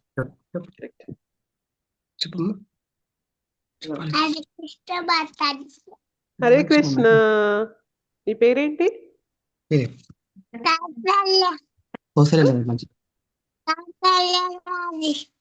కౌసల్యానా? హరి బోల్. కౌసల్య మాతాజీ. హరే కృష్ణ. కౌసల్య మాతాజీ. హరే కృష్ణ. హరే కృష్ణ.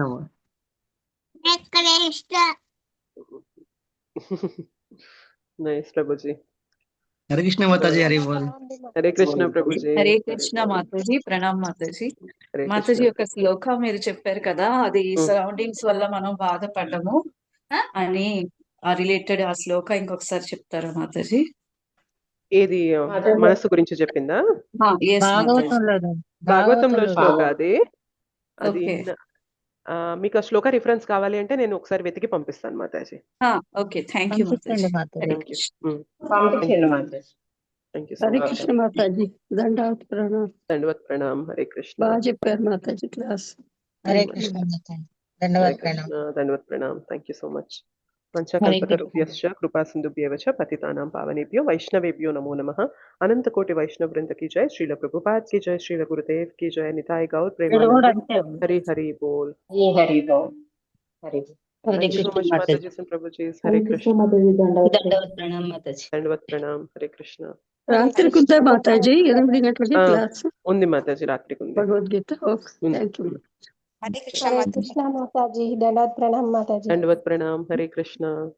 మాతాజీ, హరే మా కృష్ణ. లాస్ట్ లో ఈ శ్లోకం సమరైజ్ చేసి చెప్పండి మాతాజీ ఒకసారి అంతా.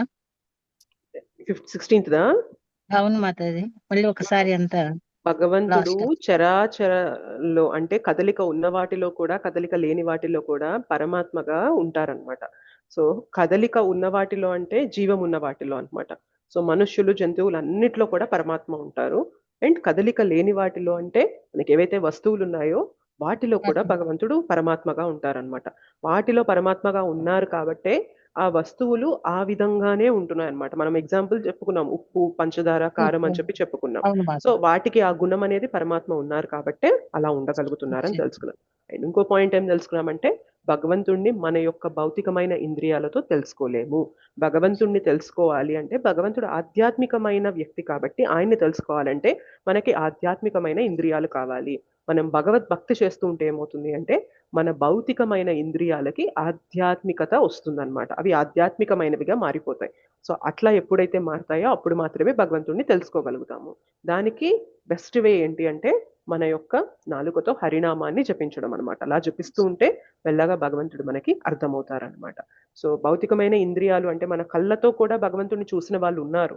శిశుపాల, దుర్యోధన, కౌరవులు వీళ్ళందరూ చూశారు. అయినప్పటికీ కూడా వాళ్ళు భగవంతుడిని గుర్తించలేకపోయారు.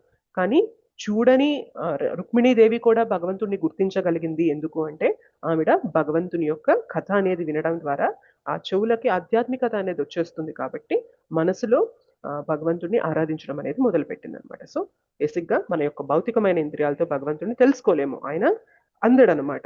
కానీ మనం సాధన చేస్తూ ఉంటే ఏమవుతుంది అంటే మన ఇంద్రియాలు ఆధ్యాత్మికంగా మారుతాయి కాబట్టి మనం భగవంతుడిని తెలుసుకోగలుగుతాము. అండ్ థర్డ్ పాయింట్ ఏంటి అంటే భగవంతుడు మనకి అత్యంత దూరంగానూ ఉంటారు, అత్యంత సన్నిహితంగానూ ఉంటారు.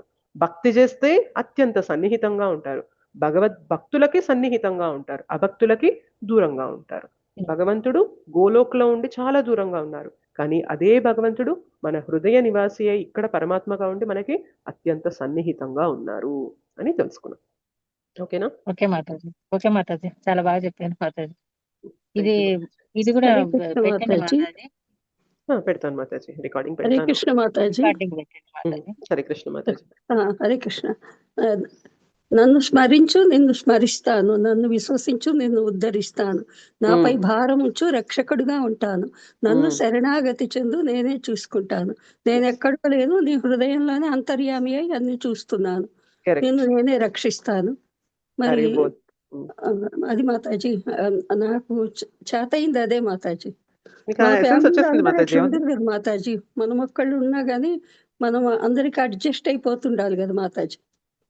అడ్జస్ట్ అవ్వాలి మాతాజీ, కొన్ని టాలరేట్ చేయాల్సి ఉంటది, ఎందుకంటే అన్ని ఇట్లా మారవన్నమాట మనకి. నా అనుభవంలో మాతాజీ, నేను చెప్పేది అనుభవం నుంచి చెప్తున్నాను మాతాజీ. హరి హరి ఓం. పరమాత్మ అంతర్జ్యోతి.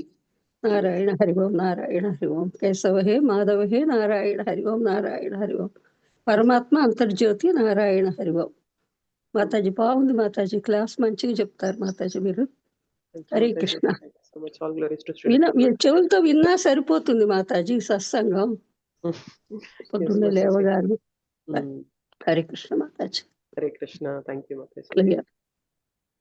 హరే కృష్ణ థ్యాంక్ యూ మాతాజీ, నాకు ఈ అవకాశం ఇచ్చింది. హరే కృష్ణ ప్రభుజీ. చెప్పారు మాతాజీ, చాలా వరకు మొత్తం అసలు యథార్థంగా చూసినట్టు భగవంతుని ఆత్మలో మీరు చెప్తుంటేనే మన ఆత్మలో ఉండినట్లే చాలా వరకు రుజువైనట్టు అనిపిస్తుంది మాతాజీ. హరే కృష్ణ మాతాజీ, చాలా బాగా చెప్పారు మాతాజీ. దండవత్ ప్రణామం. హరే కృష్ణ. Thank you. హరే కృష్ణ. దండవత్ ప్రణామం మాతాజీ. ధన్యవాद हरे प्रणाम कृष्ण माता जी, दंडवत प्रणाम। धन्यवाद प्रणाम। हरे कृष्णा। Thank you.